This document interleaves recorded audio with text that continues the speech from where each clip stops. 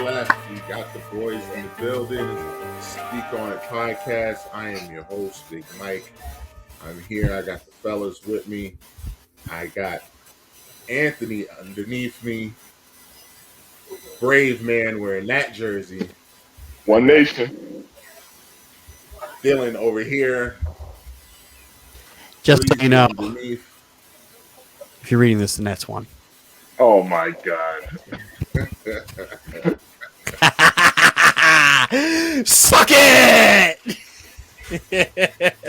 Yes, at the time of this recording, Brooklyn won again. Let's go. I feel like this is like a weekly thing. We record and the Nets win. It's wonderful. James isn't happy about it, but it's okay. It's wonderful. How we doing, fellas? How we doing?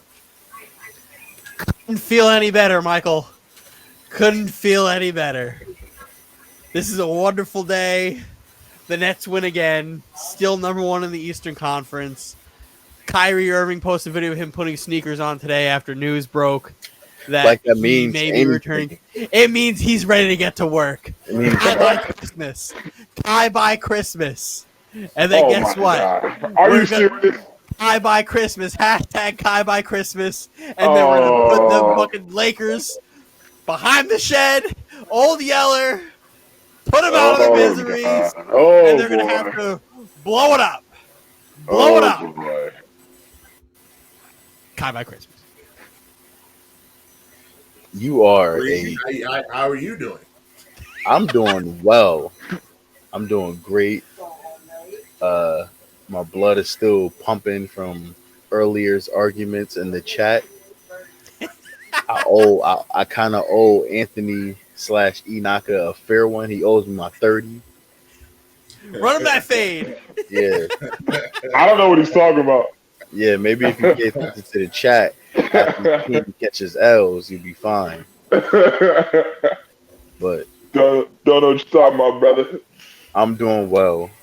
Today was a good Tuesday, and it's a good night to pod. Shout out to my man Roz, man. Anthony's really good at disappearing in the chat when shit's hitting the fan. He does disappear. Shout out to Roz. He hit me. He's not going to be here tonight.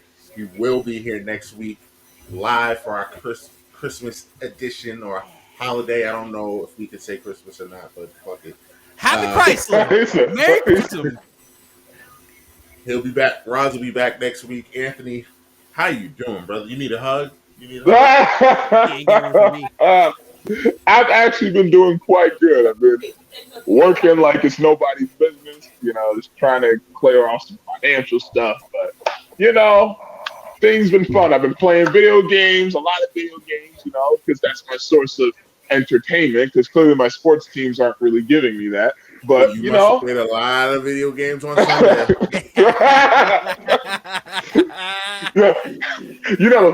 I think I posted this in the chat. I was like, you know what? It was like 12:30. I was like, damn, should I go to the gym or should I go to the bar? I was like, you know what? I'm trying to turn over a new leaf. I was like, let me go to the gym.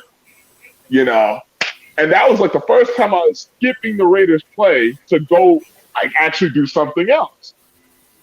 You picked a good day. Yeah, I'm telling you right now, I was like my second set in, and we were getting blown out the fucking back door already by like my second set. And I was like, thank God I went to the gym instead of going to the bar.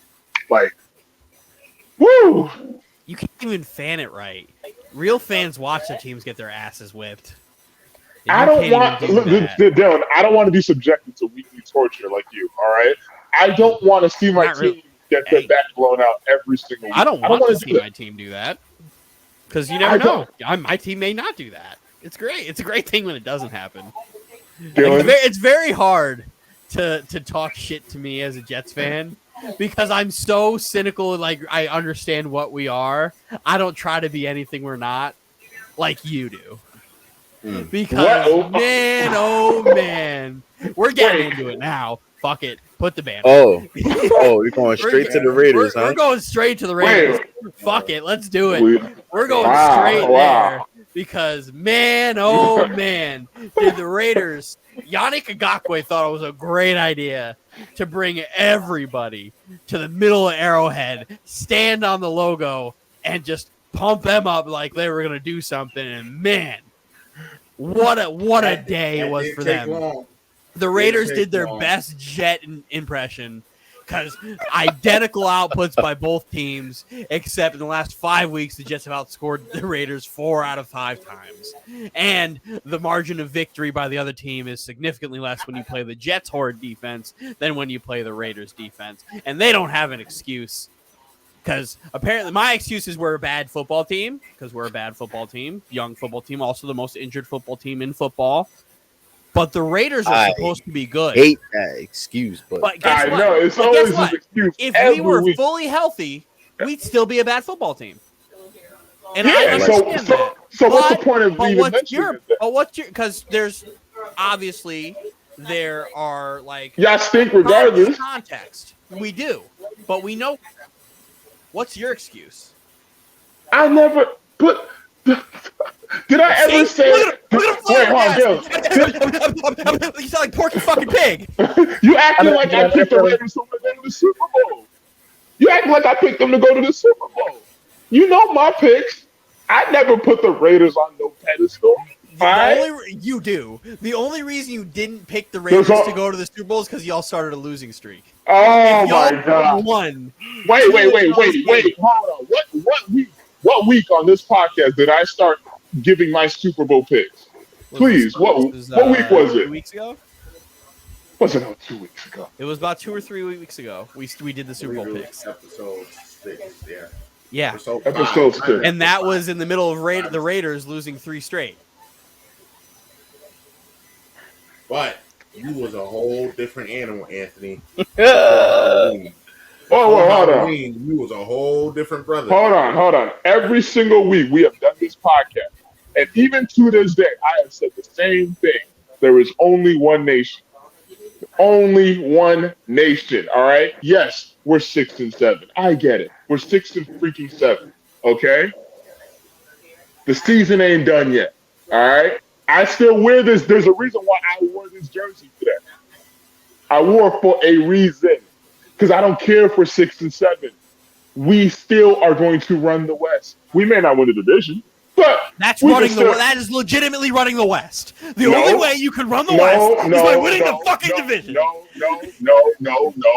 Running the West means you're the only team from the West still standing in the playoffs. That's running the West. Literally not running the West. You see what this is? What? You see what this is? This is a door, right? Yes. And what is this door? What? This door is closed. Just like your guys' chance. Can somebody please bring? Is closed. Can somebody please post a picture of the playoff standings? Someone please post a picture of it. Please. I just by your definition. I don't see the Raiders here. Am I blind, guys? We are in the hunt. We're in the hunt. We're in the hunt. I don't see black and silver here. It's silver and black, not black and silver, right? We're in the hunt. Potato, y'all fucking stink. We are in the hunt. Be in that hunt. What are you in the hunt for? There are 4 games left in the season, Dylan. Who are y'all facing? We're facing the Browns this Saturday in Cleveland. Guess what? Clapped. Next. Who are you facing next? Who are you facing next? All right, guys. Who are you facing next? It's a lot of screaming going on. It's a lot of emotions raging. Oh, my God. I've been waiting a while for this. Oh, my God. You know what? I'll do you one. I'll go look it up for you, pal. Mike, are you gonna just let this continue, or do you want to go? I tried to bring it out. I can't. And then y'all got the Packers. Y'all gonna beat the Packers? We definitely don't face. That's the Browns. You got the Broncos. You may beat the Broncos. We own the Broncos. What are you talking about? Do you? Give us that W. Give us that W. You own nothing. You own L's. Look at our recent record against Denver. And then y'all got the Colts. Y'all ain't winning that game. We could beat the Colts. Y'all got the Jaguars. You'll win that game. because Urban Meyer is incompetent as a human being. But I will give us a 9-8 record. We will sneak into the playoffs. We'll go 3-1. The only game we will lose, I'll say the Colts beat us. Every other game we win. Is that on 9 record? and 8? Is that on record? That is on record. On record. That's on record. I can't wait. Mr. Producer, please make sure you clip that. We will bring that back. We will bring that back. That is on record. That's for you. I'm going to make sure I put the. I'm telling you right now, y'all better hope Vegas does not sneak into the playoffs because no team wants to see Derek Carr in January. Every team wants to see them. That's the thing. Every team wants to see them. That is. I would love for that to happen. Every team wants to see them. It's cool. I've been dealing with this hate all my life as a Raiders fan. People hating, so I've been dealing with this. I understand because of the Raiders. Look, I made a post on Facebook after we got our backs blown out by the Chiefs. I made a post on Facebook. The second time. The second time.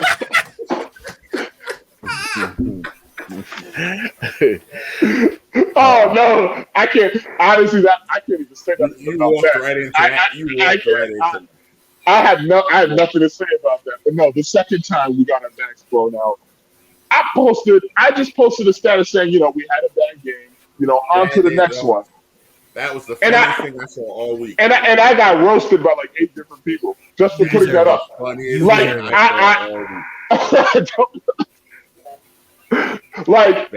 on office? Again, you guys did your best Jet impersonation. Honestly, that wasn't even a Jet impersonation. I don't know what the hell that was. At least you guys put up more than 9 points. No, we put up 9 points. Oh, you guys did? Yeah. That's never mind. It was your best Jets impersonation. The only difference is we lost by 21. Y'all lost by like 39. Yeah, we lost by 39. Yeah. We really lost. And the funny thing is, that was the first time in NFL history that a game was the score of 48-0. They literally pointed that out. So how does that make you feel? How does that make me feel? Yeah. It makes me feel like we're not winning the division. So that's why I'm talking about sneaking into the playoffs. I mean, I could have told you that, like, at the beginning of the season. But, like, but it's like, it hurts my heart because it's like, on Thursday, the Chiefs play the Chargers. So I'm just like, I don't even know how I feel about that game. I don't want either team to win, at that point. It's just like, damn, you see one team I don't like going against another team I really don't like, and it's just like, shit, what the hell do I do? Who do I Anthony, you're like a drug addict, right? And I'm your friend who's trying to help you. How have you been trying to help me? Because I've been trying to help you not build this up. I'm like, you're over here, you got your heroin needle, you're ready to inject it. I'm like, hey man, don't do it. It's bad for you. Don't do it. And you're doing it. And you're full on drug addict right now. Okay, I've been telling you not to fucking fall into your own hype. And here we are. Well, first off, let me break down every AFC West team for a second. The Broncos are bums. They've been beating up on kindergarten teams all year. Who is worried about the Denver Broncos? Nobody. Y'all all right, actually, now let's go to the Las weekend before you. No, they won't. No, they absolutely won't. No, they won't. So much hate in your heart. No. The Chargers are an implosion waiting to happen. We know how inconsistent the Chargers are. The Kansas City Chiefs are going to blow the doors off them on Thursday, and then the Chargers are going to do what they always do, which is falter down the stretch. And then that's when, the Raiders sneak into the playoffs. I feel like it's literally the pot calling the kettle black when you talk about the Chargers imploding like they always do and missing the playoffs, where the Raiders have done this every year for how many years, Anthony? It's a new year. It's a new year. It's a new year. Like you can't talk about a team imploding when you guys are literally the team that implodes. It's a new year, bro. It's a new year, and this is it's a new day. Yes, it is. Yes, exactly. It's a new day, and it's the playoff picture, and they're not in that. They're not in there. So. See, well, as a Raiders fan, we're aware of all the hate we get, and we relish in them. You see, you look at that graphic. That's a very accurate graphic, except for one thing. You take the Chargers out, and then you put us in there. That's all it is. Perfect graphic. And You then got you're going to beat perfect the games. Ravens. Then you're Huh? going to beat the Ravens. You're We going to beat beat it. the We, Ravens. we already beat the Ravens this season. Why not beat them again? I like the fact that you brought that up, Mike. We already beat the Ravens. So what do you have to say about us going up against Baltimore? So you're going to Baltimore who's been twice struggling in on 1 year. offense for how many weeks in a row now? Twice in 1 You year. want to talk about a team? Wait, Baltimore, who also lost Marlon Humphrey for the year. Are you talking about that Baltimore Ravens team? Huh? That's I would love to face the Ravens. You sure talk a lot of shit about teams for the same thing your team's been bad at. Listen. At the end of the day, hold on, wait. See, Darren, unlike you, I actually gave a pathway to how the Raiders will get into the playoffs. A specific pathway. And it's going to happen. And I make a pathway in how the Jets can make the Super Bowl, and then I make a pathway, which is a more realistic way, that they can win like 2 games. Yeah, I need to worry about winning more than 4 games to see. All right. How about you worry about that first? Okay. And the best way is you have a path to the Super Bowl, yet y'all can't make the playoffs. What was that? It's a new year, bro. How do y'all have a fucking path? It's a new year, bro. It's literally, you guys are on that Wile E. Coyote path where you're trying to catch Roadrunner and he pulls the wall in front and draws a tunnel and y'all crash. That's y'all. 4 games left, Dylan. 4 games left. Hey, man, I hope for your sake that what you say comes true, because the second they are out of the race, I'm going to be unbearable. If you think I'm bad now, just wait till I know you're out of the playoffs. And you're sitting there in the playoffs right next to these guys. And the only difference between us and you is we have a better draft pick than you do. Because at the end of the day, your regular season doesn't mean shit if you don't make the playoffs. Well, before your rebuttal, I'm ready to move on from the Raiders, but I just have to hear your feeling on the absolute audacity of your team dancing on the logo. Wait, what's wrong with that? I don't see a problem with that. And then proceeding to be down 35-0 at halftime. Okay, we had a bad game. You as a fan? No, we had a bad game. The Chiefs are bums. We had a bad game. Y'all lost by 39 points in their bums. We had a bad game. You have gotten, to your own terms, quote, our backs blown out twice by this team, and they're bums. That's a lot of great talk for the bottom of the division. Because I knew you were going to say that. All right. What is one thing that you've heard many coaches and NFL personnel say? It don't matter how bad you lose a game, it still only counts as 1 loss. Still only counts as 1 loss. That's like you're a fucking loser. That's what you sound like. You sound like all the coaches you've ever had in your life are fucking losers too. What a winning mentality. One nation under. It's 1 loss. You take it. We're on to Cleveland. Like my Facebook status said, we're on to Cleveland. We're worried about Baker Mayfield, and we're worried about that offense. If Baker Bumfield comes out there and whoops that ass, you're not hearing the end of it for me. You're not. Well, first off, hold on, Dylan. I said we were going 3-1 down the stretch. So technically, you still can't say anything. Okay. Because I said they lost. That's fine. You said they were going to lose to the Colts. You didn't say they were going to lose to the Browns. Okay, but I still said we're going 3-1 down the stretch. So if we lose to the Browns, you're going to beat the Colts. Yeah, that means we're just going to beat the Colts. It's going to be 3-1. One way or another. It's going to be 3-1. I'm just saying we're most likely going to lose to I like on record that I like the Raiders. I just hate Anthony. I have to reiterate this. That's a lie. That's a lie, Dylan. I can bring up major proof of you hating on the Raiders. Go ahead, and then go ahead and put the proof up of me saying I actually like the Raiders. I just hate Anthony. Because our mutual friend Donovan is a Raiders fan, and every time I talk about the Raiders, I have to deal with him too. I'm like, it's not you, Donovan. It's Anthony. Because I can handle Donovan. I can handle any other Raiders fan. You, as a sports fan, irk me. That's why I've created the Knicks hive mind of you three based off of things that you've said. I don't know what to say. I mean, I get on. That too. Yeah, we're gonna I get into get. that. I just I want get to on touch here. on. I defend my team. I No, speak facts about my team, and I get criticized. I don't care about the Lakers anymore. They're not making the playoffs. Um, yeah, moving on. Uh, Big Ben. Big Ben. So the Steelers, I don't know if, they were waiting to be down by 20 something points, if the Vikings just suck. I don't really know if it's a combination of the two. But the Steelers and the Vikings had a really good game, and Big Ben had a good 10 minutes. But everything before that, I'm going to just be honest, as a Big Ben fan, he looks done. He looks done.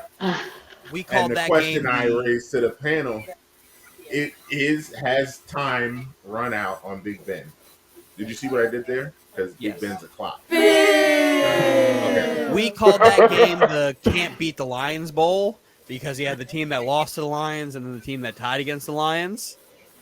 And that was just that fourth quarter was unbelievable. Ben is not only out of time. You remember when I said Old Yeller was the Lakers? Old Yeller is Big Ben. He's all set. He is cooked. He is done. Put a fork in him. This is done. 100% disagree. 100%. He even said that this is his last year playing. Okay. No, I know this is last season. Yeah, this is last season. He's cooked. He has he's no not cooked. power. He's not cooked though. He's still putting up stats. I've seen him play too. No, is he obviously a shell of himself? I agree 100%. But he's still putting up numbers. And again, you gotta remember, Juju Smith was gone for the year. He doesn't have one of his weapons. And then hold on, wait, because Chase Claypool, very talented, very, very talented, but he gets in his own way sometimes, as you can clearly see. But Big Ben, there's still some Big Ben there. He still got something in that tank. So I'm sorry, I disagree with that. Sir, is what is the Steelers' record? 6-6-1. 6-6-1. Yeah. So if he's putting up these stats that you're saying, right? Because sometimes stats lie, especially in football when you are losing football team. Because there's a thing called garbage time where the other team is up by a significant amount that you can't come back from, and you're just throwing the ball down the field against a team who's really not playing defense. Playing prevent defense. Exactly. That's why I'm not going to sit here and say Big Ben's still not putting up like these great numbers because he's not playing great football. Numbers sometimes lie, especially in the NFL. And this is one of those instances where the numbers lie. And the numbers hide the fact about how washed he actually is. No, but I agree that he's washed. But we're talking about the Vikings. No, the Vikings. I've seen every Vikings game this year. They're terrible on defense. That's why all their games are super close because they can't stop nobody. You guys got the same record. What was that? Wait. Actually, if you want to be for real, the Steelers have a better win percentage because of the tie. So if we're talking about teams who are in the playoffs, the Steelers would be in a better spot than the Raiders would be because they are 500. And the Raiders are not. Okay, cool story. We beat the Steelers. Great. Guess who? Oh, you guys can have the same amount of wins and you guys don't make the playoffs. You know that? Yeah. Do you know that? But we're not talking about the Raiders. We're talking about Cook Big Ben. Why are we talking about Big Ben? Why are we talking about the Steelers? And I thought we moved past the Raiders. You know, I just said we moved past. Okay. I think you brought them up. You, sir. You brought them up. The Steelers are washed. Once Ben's contract's out of there, they're going to have a good amount of cap space next year because Juju's contract's also up again. Yeah. And he's really only making $8.5 million anyway, which is low. Yeah, I think you sound like a 1 year, $8 million. Yeah, because the wide receiver market this year was kind of weird anyway, and the cap goes up $20 million next year. So. Oh yeah, that's why he took that deal. Yeah, a lot of the guys. a lot of the guys who couldn't get major deals went and took, except for Kenny Golladay. Kenny Golladay is the one who got paid the actual market price, and he also doesn't play football. But Juju's going to be a free agent next year. That whole Steelers team kind of going to have to start to restructure because there's a lot of guys on defense that they're going to have to start to pay or relinquish their contract on. So we'll see. Yeah. They have to move on from quarterback or something, but they have a nice young group. Yeah. They're a team that I'd like to see homeboy from Pitt get drafted to. Kenny Pickett. I would like to see him go to a competent organization, but Pickett's probably going to go early, even though he shouldn't. I would say I don't think he's going to be around by the time he gets to Pittsburgh. Hey, this isn't one of those drafts where you should take a quarterback in the top 10. That like Pickett's probably should go 15 or lower, but with the way quarterbacks are, people are going to jump up to get it. I think the Steelers are going to invest in their defense because they have a good core for their defense. TJ Watt. Compare it out with the offense. TJ Watt. They have a good defense. This is why I'm saying that they're that Big Ben is watched, because I think if they had a like for instance, we'll circle back to these Raiders. If Derek Carr was on the Steelers, they're a better team. They'd be in first place right now. They'd be in first place. Ben doesn't have the arm to throw to his type of receivers anymore. Like he's got Deontay Johnson, Chase Claypool, and Juju. Claypool and Deontay Johnson can speed down the field, and Claypool can jump one-on-one and 50-50 balls. Juju's a good route runner, but his specialty is running mid-routes in the middle of the field. They he doesn't have the arm power to advance the ball like he did. And what sucks is we didn't get to see Juju as a real number one wide receiver because Ben was hurt and we had to deal with Duck Hodges and Mason Rudolph. And Mason Rudolph. He's not great. So Duck Hodges is even worse. Exactly. So like we didn't get to see Juju as a number one because Pittsburgh, for their history, has gotten rid of their number one receivers except for Hines Ward. Forever it was Plaxico Burress gone, Hines Ward they kept up, Santonio Holmes gone, Emmanuel Sanders gone, Mike Wallace gone, Antonio Brown gone, and then it's like, all right, well Juju's finally up for his a wide receiver factory, low key. It's not even low key. The Steelers have been the best at drafting wide receivers for the better part of a decade, actually the better part of almost 20 years, and they know when to not pay them and when to keep it moving.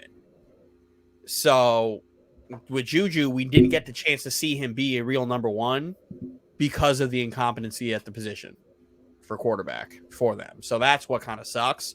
I'd love to see Juju go play with a team that has a decent quarterback and see him mature a little bit. The same thing with Chase Claypool. I'd like to see him mature a little bit because they both have a little bit of me in them. Not me, but like me in them. But who knows? They stink. I mean, well, when you have that kind of defense, they can.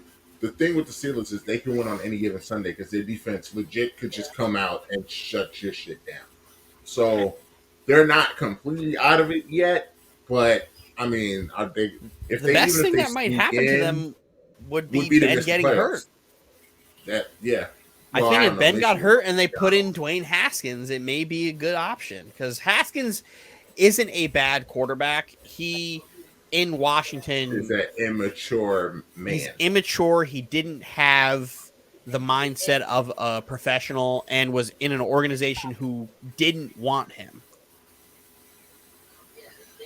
A toxic person in a toxic situation. Exactly. So, like, I'd like to see if he grew up a little bit being in the Steelers culture. But who knows? I would like to see him get a shot to see because he's making no money. He's young as hell. He's got an arm on him, and that may be they may have the piece in-house. Here's the thing. This AFC playoff picture is just one word. Chaotic. Literally, you have at 8-5. You have a team at 8-5, and then going all the way from the 5th seed, you have the Chargers at 8-5, and then from the 5th seed down to the 13th seed, 8-5, 6-7. The 13th seed is 6-7, and the Chargers at the 5th seed is 8-5. You have a horde of 7-6, 6-7. Then you got the Steelers at 6-1. But literally, you have that thin a margin between the 5th and the 13th seed. Like, Why are you I'm yelling at me, telling, Anthony? I just want to point out the Raiders are that 13th seed. we didn't. They didn't. That was unnecessary, Mike. Thank you. But yes, we are that 13th seed. All right. Y'all have to hope the tied Chargers just don't win a football game. Dylan Beretta. You guys are tied with the Dolphins. Ugh. The same Dolphins that was said that are atrocious in this chat, by the way. Aren't the Dolphins on a 5-game winning streak? They had a bye this past week. They didn't play. They're about to be on 6. They're not a good team. They're not. The Dolphins are not good at all. They're about to win 6 in a row because they're playing us, so that's gonna be fun. At least I don't put my expectations up like you do. Because there's no expectations, Dylan. You guys are 3-10. What expectations can you have? Oh, all right? I go into the year to see what we could possibly be drafting. What I is watch that? college football. I would watch college football more often if I were you too. So I don't blame you. All right, but we're talking about teams who are actually in the, which includes my Vegas Raiders. Anthony, I think you should also start watching college football. I'm totally good. I have the NFL to look forward to. All right. I forgot. Like I like bad teams. You like mediocre teams. Oh. It's not too far off. It's not too far off. The only thing that separates us right now is 3 wins. You do know that, right? 3 wins is the only thing separating you and me. And you know what that is in draft perspective? I heard the word draft a lot. That's like 12. See, I don't want to be in your position talking about the draft. All right, for a majority of the football season. All right, I actually want to talk about. You think playoffs. I want to be here doing that? Huh? You think I want the Jets to be potentially bad? I think you enjoy because usually by week 5 you're talking about the NFL draft. Dude, I don't want to talk about the NFL fucking draft. What are we talking about here? But like, here, my thing is real quick. It's like, you know, I mentioned all the teams in the AFC West and their fates, you know, and I think I'm 99% accurate in what I said. But I will take just this 1 minute to acknowledge the Denver Broncos. Congratulations on them beating the Lions. And the reason why I say that is because they, you know, this was a special week. RIP to Demaryius Thomas, you know. So they came out there and they performed for him and they dedicated to him. And I thought that was really good, you know. I forgot we should have addressed that sooner. RIP to Demaryius Thomas. Fun fact about Demaryius Thomas for us in Jetland is when he was traded to the Jets from the Patriots at mid-season, a month and a half in, he became team captain with us. So that's just a testament to how much of a good person he was. He would have been 34 on Christmas too. Yep. So rest in peace, DT. Good guy. But we'll move on to the NFC, where everything is kind of just as wacky as the AFC is at this point. It looks like the Wild Wild West right there. Because there's a lot of 6 and 7 teams in here that can make the playoffs. The NFC is weird. If you would have told me that the Falcons can have a chance at making the playoffs, like, that's wild. Blows that's my wild mind. to me. Blows my That mind. Falcons and 49ers game this week is going to be crucial. Well, yeah, because especially since, you know, the Falcons don't have a defense at all, and the Niners are all defense, so this is going to be fun to see. But I can't believe there's still a window for the Saints team to make the playoffs, too. The Seahawks aren't out of it either. Big window. The Seahawks are out. The Seahawks are out. No, the Seahawks are still alive. They won 2 in a row. They're still alive, but they're out. There's no way they can make it. They're not going to make it. They're not going to make it. Do you know what their projected draft pick is right now, Anthony? What's their projected draft 7.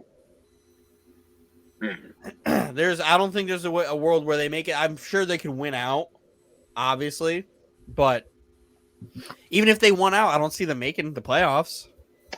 They would have to win out. I mean, you look at the NFC South. Obviously, the Buccaneers are in complete control of that division. I don't know what the Panthers are doing at quarterback. The Saints, I mean, again, the Saints is kind of like the same situation. The Falcons are brutally inconsistent. Well, the Saints have a really good defense because everybody's finally healthy now. So they have a defense that can carry them. They just need to make sure whoever's playing quarterback doesn't fuck up the game. Yeah, because Alvin Kamara proved that if he's on the field, they have an offense. Yeah. Granted, it was against us. I was just about to say that. They haven't really been doing anything since Winston went down. I don't count them blowing the doors off the Jets as well, they also haven't had Kamara for however long he was out for, too. So it's a game changer having a guy like that there. They don't have a lot of weapons at wide receiver, but they have enough where the defense can carry. They have a top 5 running back. Like, Kamara is a top 5 running back in the league. So and they have. If you're able to dink and dunk to him, you have an offense. You have a threat, and then you have a quarterback like Taysom Hill who can also just run at any point. So that's all he can do is run. Hey, sometimes that's all you need. Look at Lamar Jackson. Just kidding. He's been playing good. Okay, I was about to say he's been playing good. Of course. So just to circle back to the Seahawks, they played the Rams, the Bears, the Lions, and the Cardinals. That's 2-2. Yeah, that's 2-2. At least 2-2. Because if the Bears play like they played against the Packers, which was like pretty good in the first half, they could beat the Seahawks because that Seahawks defense is shit, dog shit. And I hope they lose out too because we have their pick. So here we go again about picks again. Your motive. Hey. No, but shout out to the 49ers. Like that 49ers Bengals game, that was really good. Like it brought it down to the wire. It looked like the Bengals had it for a second, and then George freaking Kittle. Like he is amazing. He is just freaking amazing. Him and Nick Bosa. Those are like the 2 MVPs on the Niners. Like Nick Bosa is a force to be reckoned with. I believe he has like 12 sacks on the season already. He's just a problem. And then again, the other NFC West team, the Rams. Aaron Donald is just, God help any team that has to deal with Aaron Donald. We're not even talking about or just Aaron Donald is a one-man record. Like, well, that's the best defensive player in the league. No, I fully agree. He is the best defensive player in the league. He's arguably the best defensive player I've ever seen. I wouldn't even argue that. Arguably the best defensive player I've ever seen. I mean, Mike, you gotta remember me and Dylan. Him and Ray Lewis. To me, I don't think he's better than Ray. Ray is the best middle linebacker of all time in my eyes. Just like E.D. Reed, boy, the greatest safety you ever seen, boy, is the best safety to ever play the game. Every best safety I've ever seen. Yeah. And oh man, I love me some Ed Reed, Ray Lewis, but like Aaron Donald is up there. Sheer talent alone. Like I've never seen somebody literally get lifted up off the ground on a double team and still shed the blocks and get to the quarterback. Never. It was just a nightmare. Ridiculous. Especially that final possession where the Cardinals, like, they actually won the onside kick. And they were trying to make that final push. But you see on every play, Donald was literally chasing Murray down. Like, they just didn't have any time to do anything. And it was just this unfair. When you're watching, it's like, this is just unfair. Like, to have that kind of defensive player like that. That man benches 500 pounds. Him and DK Metcalf did an interview, I think, like 2 years ago. And they're like, hey, DK, you think you could bench press more than Aaron? He was like, yeah. He goes, Aaron's like, all right, cool. How much you bench? He's like 345. He was like, oh, that's cute. He's like, how much? He goes, 5. He was like, what? 500. He's like, what? All right, never mind. I retract that statement. Oh, God. But nah, Saturday's going to be the Saturday's going to be a good day. You got the Patriots and the Colts as well. That's going to be a huge match. Very good one to watch. Can we, before we continue, I gotta do it. I gotta shit on some Patriots real quick. I'm getting sick and tired of hearing every fucking chowder chugging fucking Patriots fan talk about how Mac Jones is this fucking great quarterback. He's fucking not. He's just in the best situation out of every quarterback drafted. You put Mac Jones on any other team in football, he's poop. He's legit poop. Well, we're not going to deny the Belichick effect, but at the same it's time, not even the Belichick effect. Look at the team that he's on. There was a TikTok that I saw where there was like, oh, how many games did it take these two quarterbacks to allow 7 points in a game, right? To allow the team to score 7 points and have that be the final total. Derek Carr at 20, it took Derek Carr's Raiders 139 games for them to hold the team to just 7 points. And then the other one was, I don't remember exactly who it was, but it was like another 134 games to hold the team to 7 points. Mac Jones, his defense, has held 7 teams to 7 points in 13 games. Meanwhile, Mac Jones can go out there and only throw 2 passes to win a football game. 3 complete 2 passes to win a football game. It was a 2 or 3 for 19 yards? It was 2 for 3. And you're going to tell me that you couldn't put any other quarterback besides Cam Newton behind that team? Dale, let me ask you a serious question. Do you think the Patriots would still be thriving under Zach Wilson? I think you take any of these rookie quarterbacks that were drafted in the first round, and they're better than Zach, and then they're better than Mac Jones. You put Trevor, you put Zach, you put Trey, and you put Fields all in New England. You have a more dynamic offense now because you have not a 9-year-old's arm. And you can advance the ball down the field. So, sorry, Patriots fans. I may be a cynical motherfucker who hates you guys with every fiber of my being. But chill out on the Mac Jones is fucking great thing because he would stink anywhere else. You just guys are the best situation a quarterback could go to. And that's more of a, you guys are a really good football team and not your quarterback's good. You woke up the Patriots fan in James real quick. Good. Fuck him. It's bubbling in his soul. Look at him. Well, here's my thing, Dylan. Like, I'm going to bring up one good example for you. And I'm going to bring up when the Tennessee Titans came to Foxborough. They tried to really go after the run and make Mac Jones beat them through the air. And guess what happened? Mac Jones absolutely Mac Jones still hasn't beaten anybody through the air. He torched that Titans team. Boy, they still heat not Mac accurate. Jones. That's not yes, accurate. It is. It's not. Yes, it is. Mac Jones has yet to He went for over 302 touchdown passes. He torched that team. All right? And we're talking about a rookie here. They won that game because of their defense. Mac Jones has yet to I saw that game too, bro. Like, lead the team to victory with his arm. He has gotten a ton of help on defense. I'm not saying that's a bad thing, right? Because there are some people, some quarterbacks where it's like, man, you completely dominate this game. Mac Jones doesn't dominate the game. He manages the game. Okay, yeah, he doesn't dominate the game, but you still got to give the brother his props. I don't. That's the thing. I don't. He manages the game really, really well. He's an above average game manager.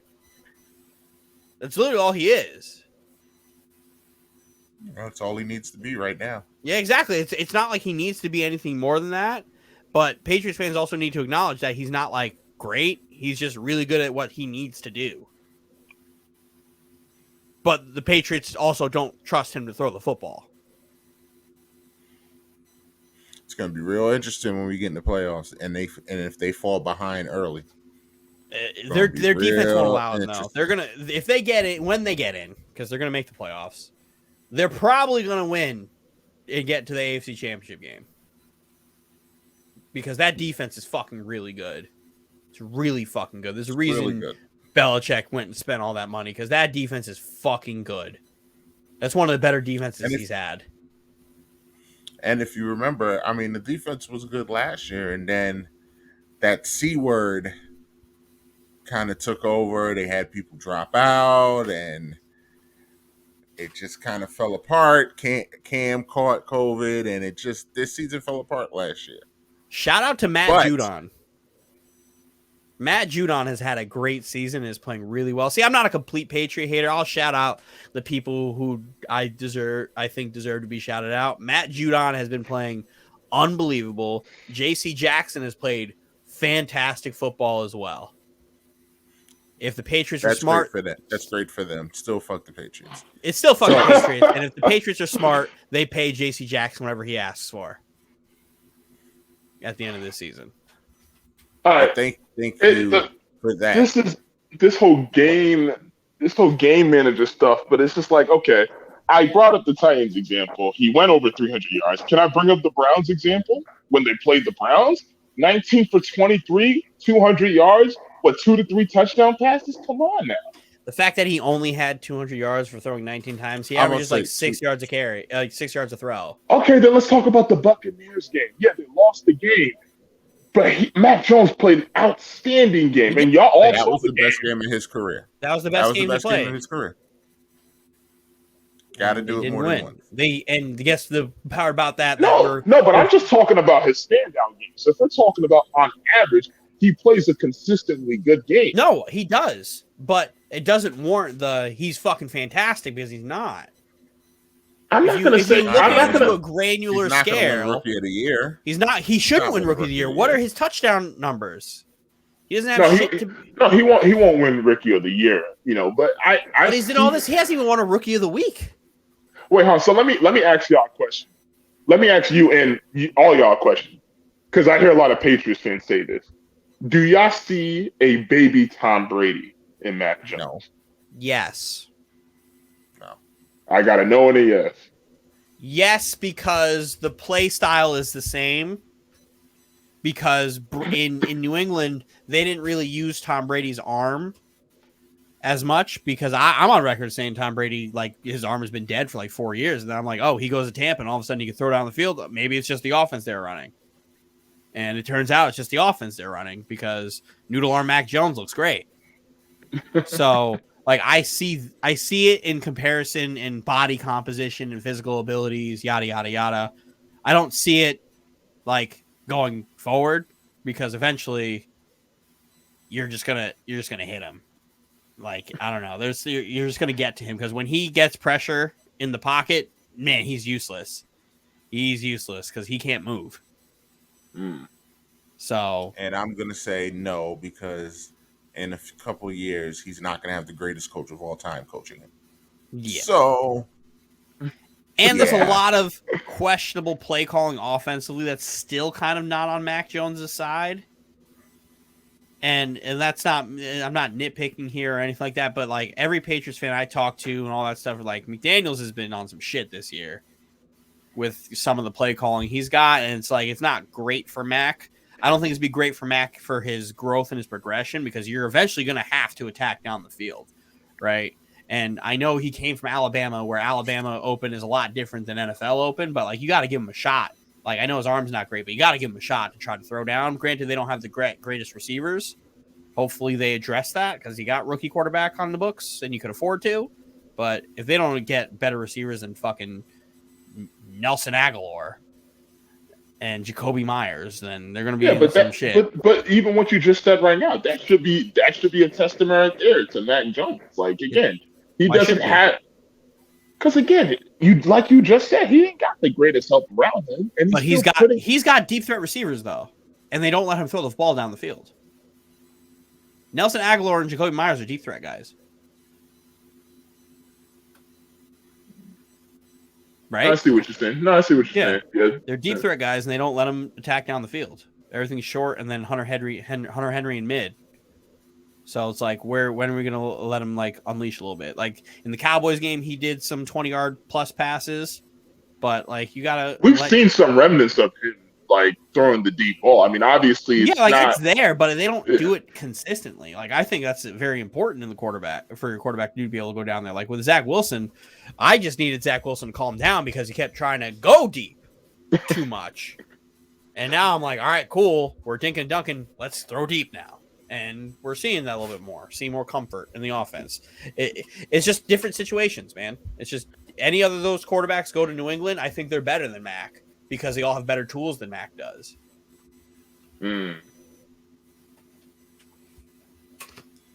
we think that because Anthony clearly has a pathway for his Raiders to make the playoffs, do we think that it could be aided or hampered with all the recent COVID? I know it's impossible for us to predict who's going to get COVID, who's not going to get COVID, but do we think that that could play a hand in how these playoff standings finish? Yeah, because there's, as of today alone, the basketball and football have just been destroyed. Like, I don't remember if there's anything else in the NFL but Odell. But when one player gets shut down, they shut down the whole facility. So now you don't have the same preparation time or practice time on field. If you have guys come back from injury, they don't get the on-field time that they need. So it all really depends, man. It depends who it affects. But yeah, it was a few other people on the Rams too. They had to shut down the practice that they were going to do at their facility. And that sucks because we just saw Odell balling out last night. I like that touchdown dance, by the way, that he did. and if I'm Baker Bumfield, I'm really upset that Odell's out here looking good. But no, man, the COVID stuff is weird. We saw the Rams get hit, and then NBA, literally everybody in the NBA got it. Get hit earlier this year. Yep. That cost them a game. So, I mean, and now it seems to have jumped to the NBA where it seems like I'm pretty sure the entire Chicago Bulls team has COVID. I was just about to say, I was who's playing on the Bulls right now? The only other – the thing is the NBA wasn't going to suspend the game. Yeah, they was going to have them call with the G League guys, and then everybody on the Bulls got it. And it was the city of Chicago had to step in and was like, yo, no, you're not playing this game. So the city had to convince the NBA to postpone their game. Heck yeah, Chicago's killing it. They weren't about to just let them go out there and just mess their record. But then it's like, I thought the Nets game was going to get canceled today because I thought the Nets game was going to get canceled too. I did not think the Nets were going to play today because it literally an hour before tip off, on top of LaMarcus Aldridge, Paul Millsap, DeAndre Benbury, Javon Carter, Bruce Brown. They said James Harden's on it. Yeah, James Harden's on it. There were 7 people out on the Nets tonight. We only had 8 available, and they still won. Yes, they still won. So that's wonderful to see. They're 20-8. I didn't think they were going to play. I was really prepared to be like, hey, the Nets game's off, which I thought would make perfect sense. But nope, still played. And then what? Who else in the Giannis is on health and safety protocols. Giannis has it. I know a couple. What didn't LaMelo have it too? LaMelo just got off of it. Oh, he just got off of it. Okay. So I have the list right here. The list is R.J. Barrett, Obi Toppin, and that's for the Knicks. For the Celtics, you got Josh Richardson. And then for the Bulls, you got DeMar DeRozan, Zach LaVine, Derrick Jones Jr., Kobe White, Ayo Dosunmu, Stanley Johnson, Javonte Green, Matt Thomas, Troy Brown, Charlotte Hornets, LaMelo, who he's still on protocol, kind of. He's off of protocol. He just got to the G League for conditioning. Okay. And then Terry Rozier, Ish Smith, Mason Plumlee, Jalen McDaniels, and then Kyle Kuzma on the Wizards, John Morant on the Grizzlies, Caleb Martin on the Heat, Austin Rivers on the Nuggets, Justin Holiday on the Pacers, Giannis, James Harden. The list just keeps on growing. It's like, I don't know. And I don't see it know, getting and any all better this anytime soon. right before Christmas is the worst thing that could happen to the NBA. The worst thing. But And the thing is, the protocol doesn't really mean that they have it. I think that means that they might have been around someone that had it as well, and they're just trying to wait and see if they test positive or if they have any symptoms as well, right? a lot of the Nets ones are all asymptomatic, so they have a window in which they can test negative for and be available. Yeah. So it all really depends. It's just they came in contact with somebody and they have to quarantine and test. So it doesn't necessarily mean they have COVID. It's just they're around somebody who has it, or if they have it, they don't have the symptoms. So it can vary. It can definitely vary. That's why it's so, like I said, it's so unpredictable because it can vary depending on who has it, what they have. It's a contact tracing. Could like I said, Christmas could be very interesting. I hope so, because that just means we have an opportunity for a Kyrie Irving return on Christmas. Kai by Christmas! Hashtag Kai by Christmas! Is that game in Brooklyn or in LA? No, it's in LA. I mean, he would have to be vaccinated now. He would have to already Not be necessarily. vaccinated. Not necessarily. Doesn't he Because have to have that in his system for a certain amount of time? not in away games. Well, I thought in California. It doesn't matter. Bradley Beal could play in California. You don't have to follow away the games. states. It's only home. It's only home games you have to follow the regulations. Away games you don't have to. You have to follow the mandates. Kai by Christmas. Anthony, you're muted.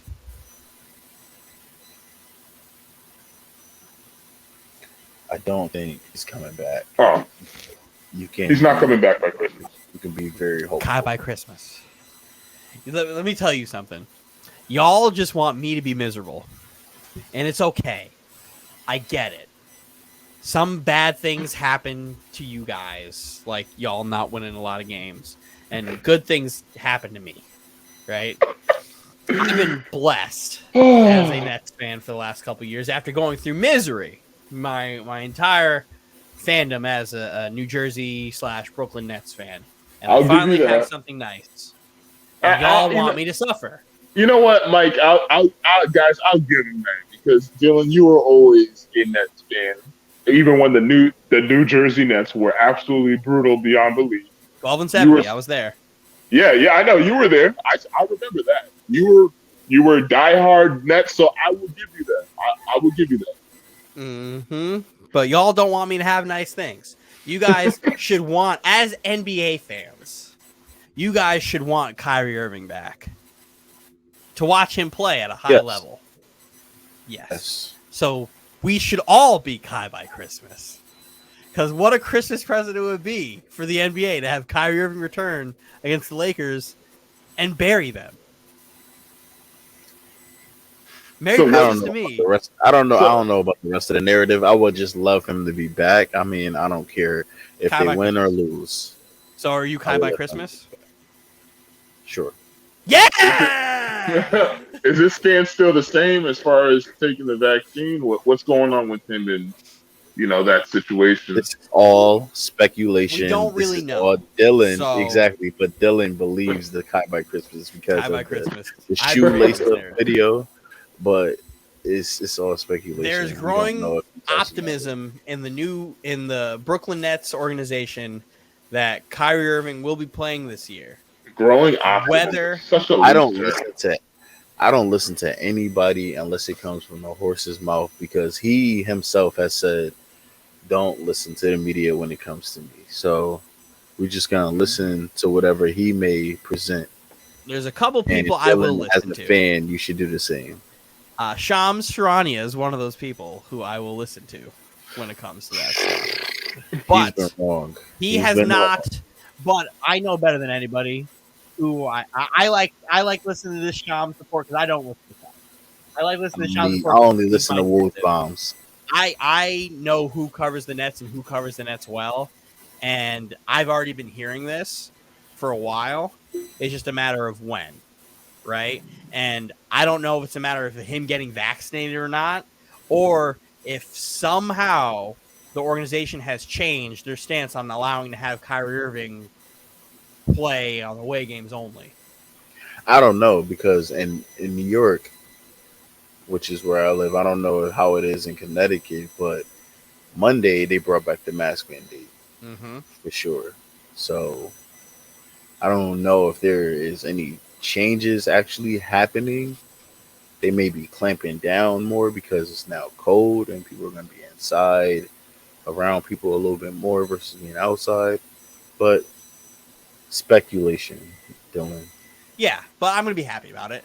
But to my point here, where me wanting Kyrie Irving back, I think the best way to get Kyrie back full time is to kind of just have him around the team, have him practice, have him play in away games. That's going to be the way where it's gonna be like, all right, well, you can't play tonight, go fuck yourself. That's going to be the way. It's like, all right, well, if I really want to contribute and still play and play at a high level and contribute to a championship team, maybe I should just get vaccinated. So it's that's kind of the way I'm approaching it as, where it's like, if the organization finally is like, hey, let's kind of tweak our mindset a bit too. The fastest way to get him in Brooklyn playing would be if he was playing at these away games. But who knows? He's a different breed. Selfish. Go ahead, Mike. Say what you gotta say. How do you get that from that? I don't get that. Because if he does all of this, misses the first 2 months of the season, and then suddenly decides, I'm going to take the vaccine, then what was all of this for? I don't think he's going to get the vaccination. This is No, but all speculation. I don't think he's going to get it either. My thing is, if So he does I'm not going to give get you it, a hypothetical. Let's Hey. just jump in the hypothetical machine. yeah, because If that's where we are with Dylan comes right back, now. Hmm. if Kyrie comes back, that would mean he had to get the vaccine. He's not No, it going to play No, unless no, he's no. not going to That's play not in true. New York. He's not going to play in New York unless he gets the vaccine. He's not going to play in Toronto unless he gets the vaccine. Mhm. So, if Kyrie comes back and he's a full-time player, that means he got the vaccine. Yes. As a What would full-time all player, of this have been for if he decides to do that? What does it mean? What was the purpose? It can be Did he one have of a many Did he have things a change because of a heart? lot of Did he have a No, I change mean, of heart? That's what happened? he was taking a stance against something that he believed. So he doesn't believe in it anymore? so he also is on record of saying himself that he wants to do his own research and do all that stuff. That's where the news about like the plant-based vaccine has come into, and that's why everybody's linking that to Kyrie there. And if he's done whatever research he's done and talked to whatever doctors he's talked to and has decided that, you know what, I'm just going to get it, then fine. Like, whatever. At least he did it and he figured out his own to do it. But his stance was never anti-vaccine. It was anti-mandate. Which is my point. But, What again, changed? What changed? If you're anti-mandate, what changed? Because if he comes So what back, is he supposed these to do? mandates don't disappear. They don't disappear. They do. So what changed? So They what's do. so No, let's say Mandates do he's fighting. disappear. He's fighting. No, it doesn't. The mandate is still here. The mandate Bro. is still here. so Mandates. since he's decided to stand hold on, against hold on. this mandate. Wait, Okay, wait, I'll let you Dylan. get your point. Wait, Go. Dylan. Mandates disappear. If you want to stick to this mandate is still here, correct. But mandates do That is my point. disappear because This if you mandate think is about still here. He's fighting this mandate. He's fighting this one. He thinks this one is yes, stupid. He thinks this one is unfair. If he To be goes fair, I and also then think gets it's the stupid. vaccine, he goes and gets the vaccine, the mandate is still here. So what did you protest? Why did you basically cross the line? That's basically what he's gonna do. He's crossing the line. if this mandate does disappear because mandates disappear, then what? My question It, to it, you is the the assessment of just already pinning the title selfish on someone before you even got to this pathway was already in kind of insane. I think that's kind of it's it's kind of not insane. though. I mean, it is It's insane not though. because He's Get being him. selfish. He's being selfish. He's okay, been, He's being I selfish. don't You know if don't he's being think so? selfish, Mike. That's I that's think he reaching a is. little bit. Like, He's being selfish. He's only thinking about himself. That is what selfish is. And I he's think only there's some thinking of himself. circumstances where you come first, and yeah, when it comes like to you're saying medical it as if stuff, when you're putting yourself first medically, I think it's tough to call somebody selfish. I get why you're calling him selfish, and you're a part of a team. You do things because it's for the greater goal and it's bigger than you, and blah blah blah. I get it, but when it comes to your body and what you're being told you have to do, like, again, I don't agree with the mandate. I think you shouldn't be able to tell anybody what the fuck they have to do or should do. Like, that's dumb. If you're gonna do something, do it on your own accord. but he is I don't in need the government to tell position me that. but he is in the position where he can do that financially and his profession. He has the ability to choose not to.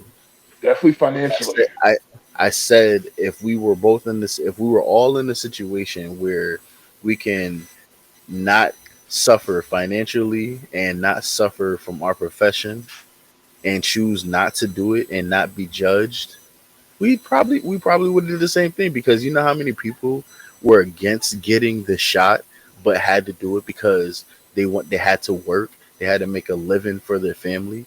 He doesn't have to work right now. He has a financial freedom where he doesn't have to. So if he chooses, hey, listen, you know what? I don't want to be forced to put something in my body that I want to do a little further research on. I know I signed and I created this whole team with my friend Kevin Durant and everything Best like that. friend. But Mhm. for myself, I am willing to put whatever we have on the line for myself.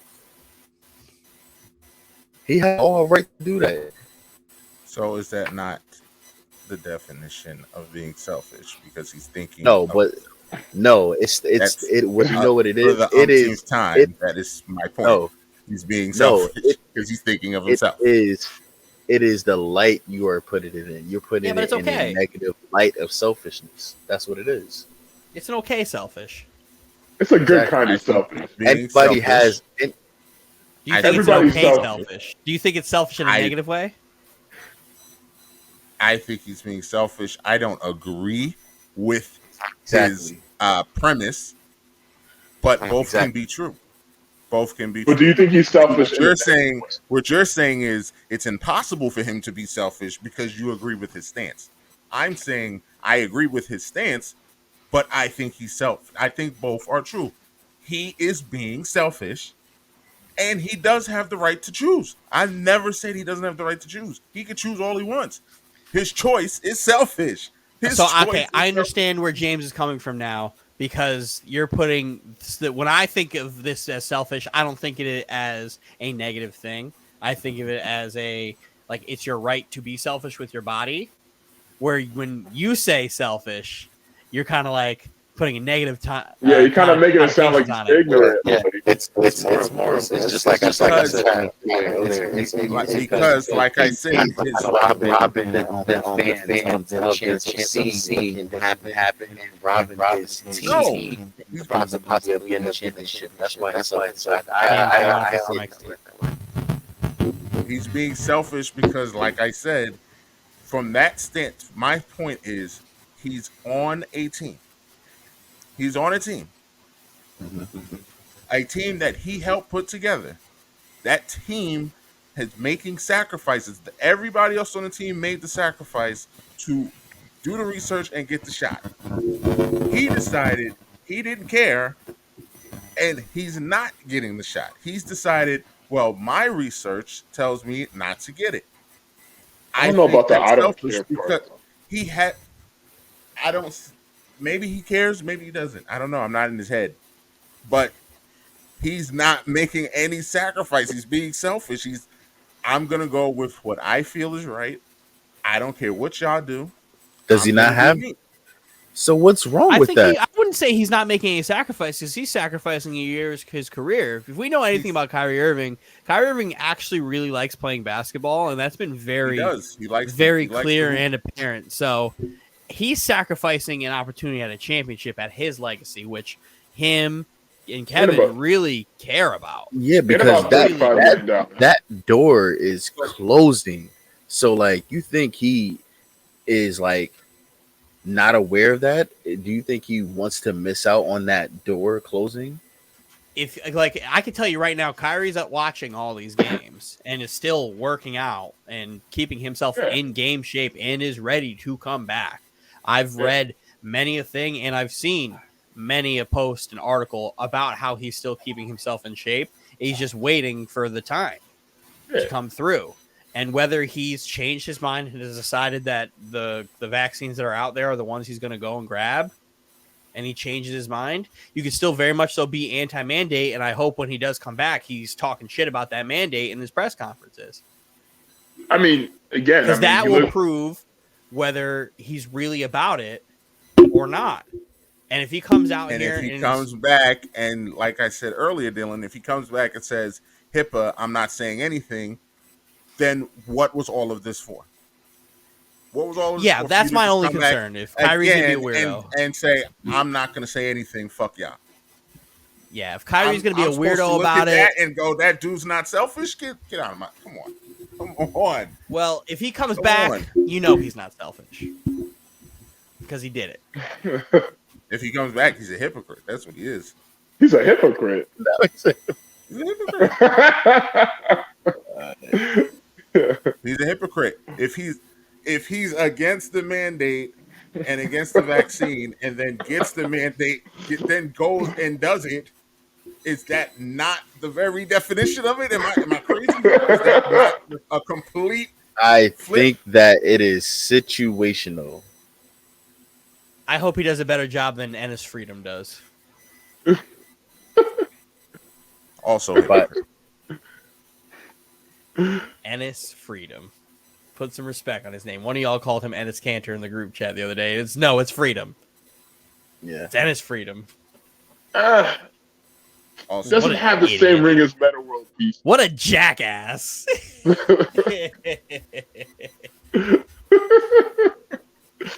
No comment. Oh, man. I'll take all the heat. He's a jackass. No, but I mean, at the end of the day, I mean, as much as I hate to say this, you guys are number one in the East right now. You know, I mean, realistic. If you want me to be that guy right now, if Kyrie Irving's playing, we're number one in the NBA. Then I think I don't think it's far off. Better than the Valley. I think that's 24 points a game we're missing, right? At least 24 points a game we're missing. He's exactly who we've been missing as far as we've been struggling getting to the rim. There's not really many or any people better than Kyrie Irving at finishing at the rim. He's an unbelievable three-point shooter, and he can get his basket wherever he wants. And James Harden's been struggling trying to figure out where playing like shit. He's been he has been. He's been playing like shit. Unless he scores 30 something against the Knicks.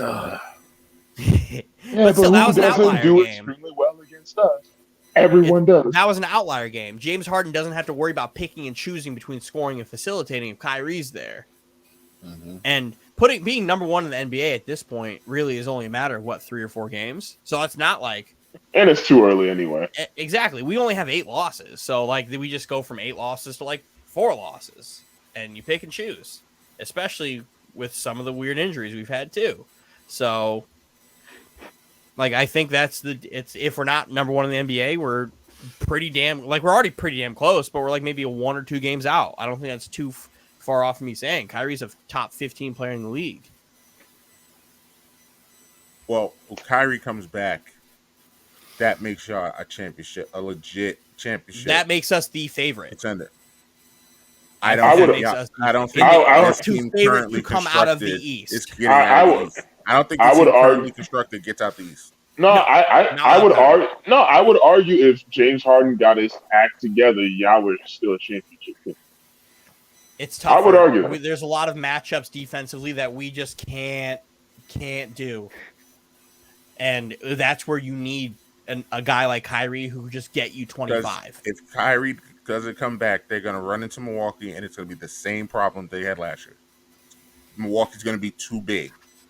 It's going to be the same problem because Kyrie forces Milwaukee to downsize a little bit because his pick and roll and James Harden's pick and roll, you can't play Bobby Portis and Lopez at the same time with both of them out there. You cannot do it because you're going to get chopped up. They also don't have enough guards or players defensively to match up with Kyrie, James, and Kevin at the same time. Kyrie coming back just makes headaches. Kyrie not being there, Brooklyn's not being Miami. We may get out of the first round. That's it. They might get out of the first round because they're going to get out of the first round. That's it. They'll beat Charlotte. They'll beat Atlanta. They'll probably beat the Knicks. We'll beat any of the Bucks. They'll probably beat the Knicks. Yeah, I mean, they might beat Boston. Boston would be an interesting matchup for them. Jason Tatum crumbles under the pressure of playing against Kevin Durant every single time, except for that one game. I was going to mention that. No, except for that 50 piece, but every other game Jason Tatum plays, he crumbles. But here's my question though: what's going on with because I want to talk about the Sixers for a second. There's been a lot of talk about Ben Simmons. Finally having some destinations over here, and the Knicks was one of the team. I'm hearing a lot of Ben Simmons to the Knicks talk. I don't know how you guys feel about that. New York is the biggest market, so here's what you guys should be on the lookout for. Last week. In 30 minutes, it's now midnight, and it'll be officially be the 15th of December. This is the day all the guys who have been traded or signed can officially be traded everywhere else and can be included in packages. So now is where you want us to start to really see. From what I've been reading, there's supposedly a 3-team trade in the works for Ben Simmons. So it's just a matter of who's involved and where he's going. That's where it's okay, where can he go and who's on the move? Because you're going to obviously CJ McCollum is the one who's probably going to be on the move because Portland has already come out and said that Dame is not for sale. Dame is not moving. So we finally got clarification that Dame is staying in Portland. No Dame to the Knicks. Dame.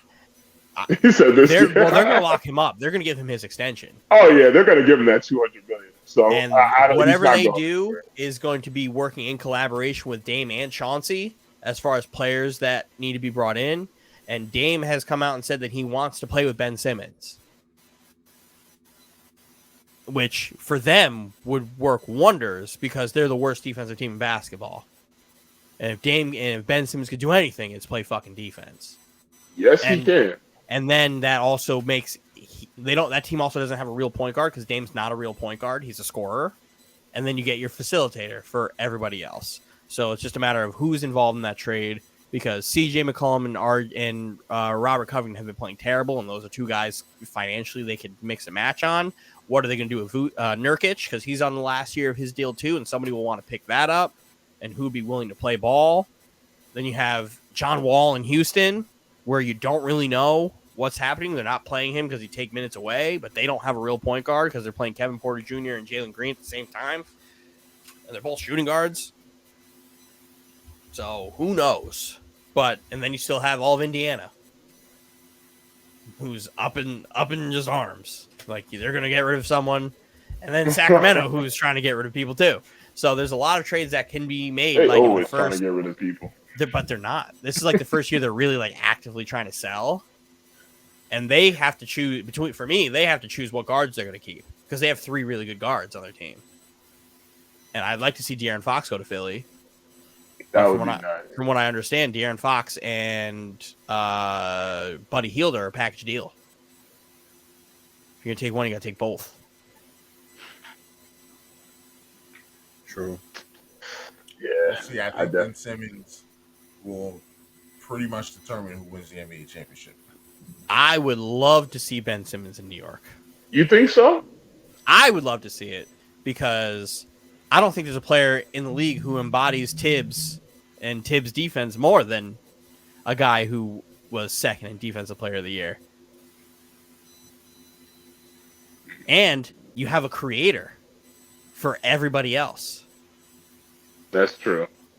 And I don't think the Knicks don't have a real point guard or a guy who can do that. But I think priority for the Knicks should be getting a guy who can go get a bucket. Yeah. Like if the Knicks could get CJ or find a way to get CJ, yeah, go ahead and do that. But you got to figure it out. Because as constructed, the Knicks ain't doing shit. And this isn't me hating. This is Nets hat off, basketball hat on. The Knicks don't have a roster currently constructed that really can do shit. And again, this is I always refer back to my D'Angelo Russell Nets, where I thought everybody loved that team. I hate that team because I thought everybody could have been traded. There was nobody on that team who was really safe to me. I wouldn't have been mad if anybody got traded. When you talk to Knicks fans, no matter what Knicks fan you talk to, somebody on that team is untouchable. When I don't think anybody on that team should be untouchable, especially the way y'all are playing basketball. You think Randall's touchable? If you could get a good offer for Julius Randle, you do it. He's not going to be your number one superstar who's going to guide you to a title. He's not. If you get, he may not be number one, but he still will be a superstar on our team. He's having a bad year. Last year was an outlier of a season. He's not having a good season. He's not a number one. He's not having as good a year as he had last year, but last year was an outlier. You know why it was an outlier? Because nobody had that expectation of the Knicks or his resurgence that season. So now that you got eyes on him and teams game planning, that shit's over. That's you know over. what? You know what? Also, who also that happened to? Victor Oladipo. His season with the and then he can't stay healthy though. But that's also the thing. When he did play, he wasn't great, and then he was out. So like that award is almost like a curse because guys win it and then they kind of like hit purgatory. Like Pascal Siakam got it. Yeah, y'all know how I feel about him. Pascal Siakam. They gave him all that money for what, man? For what? But like, for what? If you're the Knicks, $130 million and somebody's over like, 4 "Hey, years. I got an offer for Julius Randle," you're like, you're not sitting there and hanging up the phone. You're like, "All right, what do you got?" That's what you have to do. That you have to do your due diligence as a GM, or else you're never going to do anything. I'd be listening to every phone call. What is the offer though? Because I'm not going to say what kind of offer. But like, if a team was like, "Yo, I want Julius Randle," you're like, "I'm listening." Because not hang up that phone. It's not like if a team called the Nets, right? Which the Nets have already done, where the Mavs called and they're like, "Hey, we want to trade Kristaps Porzingis for Kyrie Irving." Sean Marks went ha and hung up. Exactly. And they've been waving Kyrie Irving off of trade talks all year. Like, nope, not interested. Sorry. Well, the minimum. That's because Kevin Durant won't allow it. That's why. Yeah. It's been discussed, but Kevin Durant won't allow it, so it's not going to happen. Cool me. You listen to Kevin. Because Randall's still averaging 19 and a half a game. So at the minimum, we're talking a trade. I didn't say number one. No, but I'm saying if we're going to talk about this is exactly why you should be listening to these trades, because your best player is averaging 19 points a game. That's exactly why. I listed it. He needs to average 24, 25. RJ needs to average about 19, 20. And Fournier needs to average 15 to 20. Can we not talk about Fournier? You have to. You paid him all that money. You have 3 guys on a team who should be doing things, but like if I'm sitting there and someone gives me a call about RJ, I'm calling too. I'm listening too. I'm definitely calling too. I'm listening. There's not a single person on the Knicks, if I'm a Knicks fan, that I'm not opening to trading. The problem is y'all had success last year, and a lot of fans fell in love with that group. Yes, we did. Exactly. Can you blame us? I know this better than anybody. D'Angelo Russell, Spencer Dinwiddie, Joe Harris, Jared Dudley, Jared Allen, like all those guys. That was us. We had this identical season to you guys had. The only difference is I didn't fall in love and didn't think anybody was untradeable. And the only person left from that team is Joe Harris. And he could go. He still could go. I love Joey Buckets, but he could go. Like, I'm all for making the team better. Man, these are the numbers of I posted in the chat earlier. The numbers of Julius Randle over the last 4 games are 8 points, 35 minutes, 2 for 9 field goals, 13 points, 37 minutes, 4 for 9 field goal, 18 points, 31 minutes, 6 for 18, 15 points, 35 minutes, 5 for 12. And it keeps going. That trend keeps going. See, Randall's smart though. He knew this he was. Guy said that the Knicks were on a collision course for the Golden State Warriors. I don't remember. I didn't say this year. I didn't say this year. That's the reason why me and you. I never said anything about this year. I said we're on a collision course. After like 4 games, you said this. Okay, what's our record, Dylan? Oh, I got you. Hold, please. Yes, please give me our record. I know it, but I just want you to say it. 12-16. Okay, what's 12 plus 16? 12 plus 60, 72.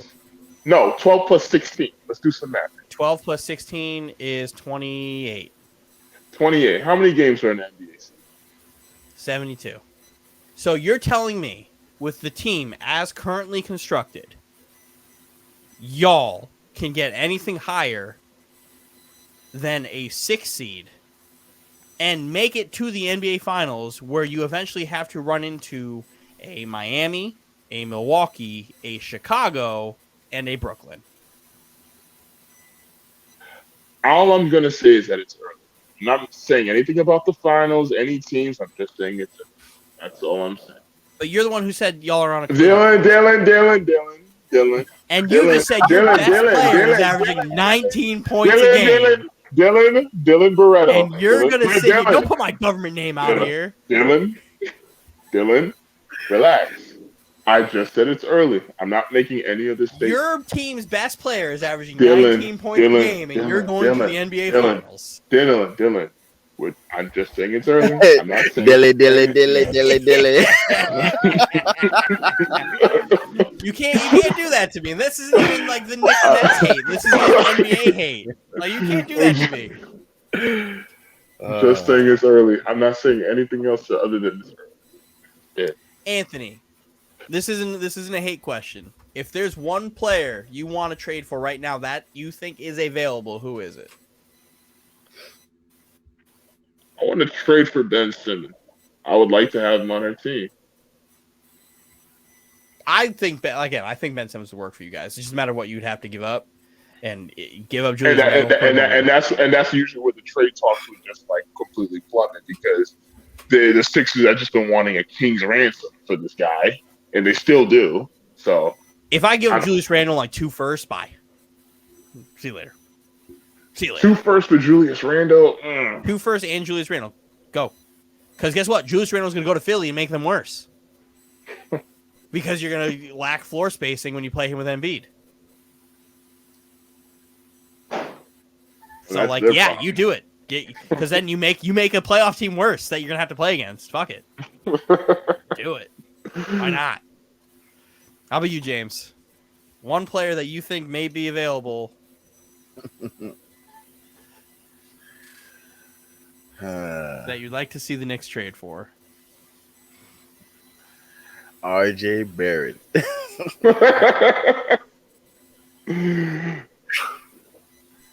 First class off this goddamn team. But I mean, if I'm who tripped and fell in the game against the Warriors last night trying to make the game-winning shot. I mean, to be fair, Karis LeVert does that all the time. Just tripped and fell. He's still better than RJ Barrett. Shaq and a fool. I've watched Karis LeVert do that many times. Game on the line, love Shaq and a fool. Y'all would love Karis LeVert. Not doing this with Mike again. Well,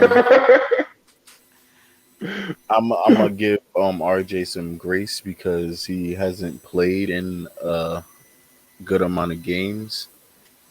But I feel like if he was on the team, we still probably lose because our chemistry is just like no, it's not a shot at him. It's a shot at the team. The chemistry is just like there is none. It's zip zero. There's no chemistry, We're just so out of sync when we play. It's just and oh, like, but I don't know who I trade, but no one has. It's my stance has changed. No one really has a spot. I really do like Obi Toppin because I do think he has upside, but Me and you nobody. are the same on that. I actually really like Obi too, but he could fucking go. That's it. He can fucking go. Yeah, I mean, because the thing is with the Knicks, we always get rid of our young core. We always get rid of our young core. So like, I would love for us to like try to like keep at least a little bit of something, not give up the This is entire the thing. reason why your impatience. Get rid of RJ Barrett.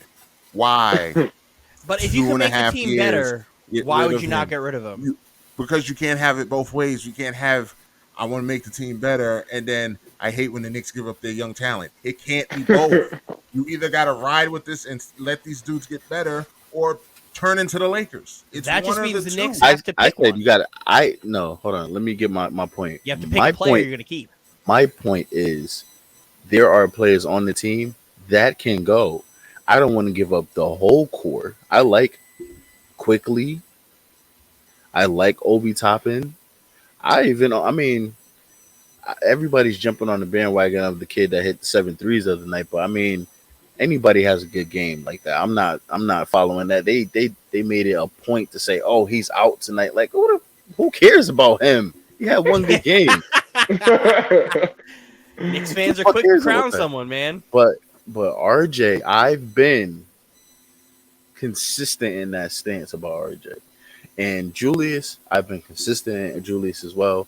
I can't stand his way of playing, but as far as like everyone else on the team, as far as rookies and core of the team, I'm fine with it. So So, nobody you'd want to see on your team. everybody can stay except RJ and Julius. So there you go. Hmm? Yeah, fuck it. Why not? Everybody can stay except RJ and Julius. So okay. No, I didn't say that. I said of rookies, IQ, Obi Toppin, as core of the rookies. What is it? Fournier can go. Kim Walker can go. What is it? I love Taj, but he can go. Like, there's a lot of people that can go. Mitch Robinson, he can go. Mills, he can go. It's a lot of people that can go as well. Would you guys? How would you feel if you saw that the Knicks made a trade with Minnesota to bring in Karl Anthony Towns? Because he's Is Julius logically Randle still on the somebody. team?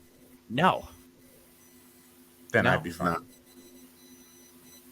You said you'd be good with it. I'd be fine with it. Julius and Oh, Cat can't be on the same team. They cannot be on the same Because team. he's somebody I think is realistically available without them actually like opening up their mouth and saying it. But I also think like everybody that's not named Anthony Edwards on that team is available. So how would you feel about D'Angelo Russell coming to that Everybody team? on that team, other than Anthony Edwards, should be available because Anthony Edwards is a problem. How would you He's feel about robbed for that team. Elo going on that team, on your team? Mm. How big is he? What is he? 6'4"? 6'4"? 6'4" lefty. Smooth. I mean, His I wouldn't pace hate it. is so erratic. His for me. pace pisses me Yeah, off. like God, you want to know why I hated D'Angelo Russell? Oh, God. Fucking run. Yeah. Something. Yeah, his pace is like He was a fuck. slow fast break. Mm-hmm. that's what I mean. Like I wouldn't hate it, but I wouldn't love it. Like I mean, but What then about you, Mike? Who's somebody you'd want to see the Knicks go and get if you thought they were available? if Realistically. they're available. I mean, I wouldn't mind Ben Simmons with the team currently constructed. Um, I would have loved Dame, but not for that King's ransom that was reported because that was Oh, ridiculous. that screenshot right. That That was trade, insane, that yo. was absolutely That was ridiculous. me. Yeah. Absolutely ridiculous. That might have been the first step in me renouncing the Knicks because that trade was absolutely ridiculous. But I mean, we just been talking about how pretty much everyone on the team is expendable. Like, That so said, how I don't have a ridiculous? That problem was kind of trading So how? crazy. There is, anyone but on there this team. is something called giving up too much. Yeah, what did it say? They said 3 Exactly. first-round picks with it and shit. To be fair, Why? first round No. picks, I'm the first person to throw first round picks away because nobody I mean, ever really hits on them. no, and very that rarely do you hit on them. and that's That's a because good the point Nets too. didn't have a Because first round pick for like 6 years. And They you don't guys have even had know a what it's you like guys to had a have- top 5 pick for like a decade. And you only hit on like one, if that. Well, we So had don't Phil come at me Jackson like running that, the Playboy. game. We had Phil Jackson running the team. Okay, That sounds like a you we had, problem. We had issues. We had issues. So do we. We didn't have any. Fucking wasting That's these why it's picks like on that's why it's so Frank quick. Like Ntilikina. All right, you all right. guys had like 10 first, Seven, 5, yeah, 6. and that y'all was didn't draft that was nobody. just bust, just That's hard why it's bust like on throw away Frank. the first round picks. If we don't know how to draft, throw them away. Who cares? But that's the point, Dylan. You got Phil Go Jackson. give them who to don't know how another team who draft. doesn't That's know how the to problem. draft, like fucking No, OKC. but the non-drafter is no longer on there. So That we would say can that's my give it a point. shot. Phil Jackson is Yeah. gone. He's gone. I don't know, but So the way if I'm the Knicks, I'm like, just give up what you can. If you could save some first round picks, obviously you do that. But it's like Listen, give what you if the can, Knicks- sell for next year to bring in somebody else with Dame if he was available. I don't know if he's available. He's not. He hasn't signed his extension yet. But if the Knicks can get their hands on DeAndre Ayton from Phoenix, I'm with that. Oh I yeah, don't see him going I'm with that. anywhere. huh? I don't Oh, see him you, going. oh, you, I oh, don't you see him know, going oh, anywhere. you never know, James. After how the Suns I slighted don't know him, why Phoenix is dragging their feet with him. Yeah, they're dragging I it. can tell you exactly why his- Phoenix is dragging their feet. DeAndre Ayton wasn't doing shit until Chris Paul got there. And my prime example of why you don't pay DeAndre Ayton is DeAndre Jordan. DeAndre Jordan with Chris Paul was first team All NBA. That's think why DeAndre- you don't pay think DeAndre Ayton's a Ayton. bum? I don't think DeAndre Ayton's very good. I think he could be a solid like 14 I to think he's 19 better than points a DeAndre. game. He's better than DeAndre Jordan skills wise, I but think any he's better than center, DeAndre Jordan, no. Clint DeAndre- Capella. Nah, better. He got, he's no. better than Cole. I'm Whoa, not saying whoa, he's not whoa, better. whoa. But I'm saying this is another center, Chris Paul, got paid, and then is a bum. He's not Yeah, a but- bum. He's not He good. plays really good. He does play good within that court. When he's on the court, He's in another. he's good running. system. Yeah, But he's in another good system.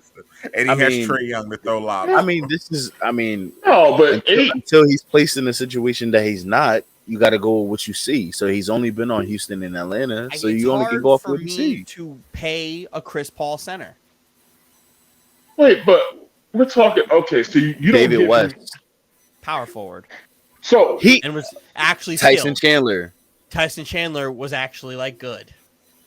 Yeah, exactly. But he was like the only one. but Dylan, you think about DeAndre all Jordan the had a 4-year stretch where he was really good at just running the rim and catching lobs, but Tyson Chandler was a legit defensive player of the year and gold medalist.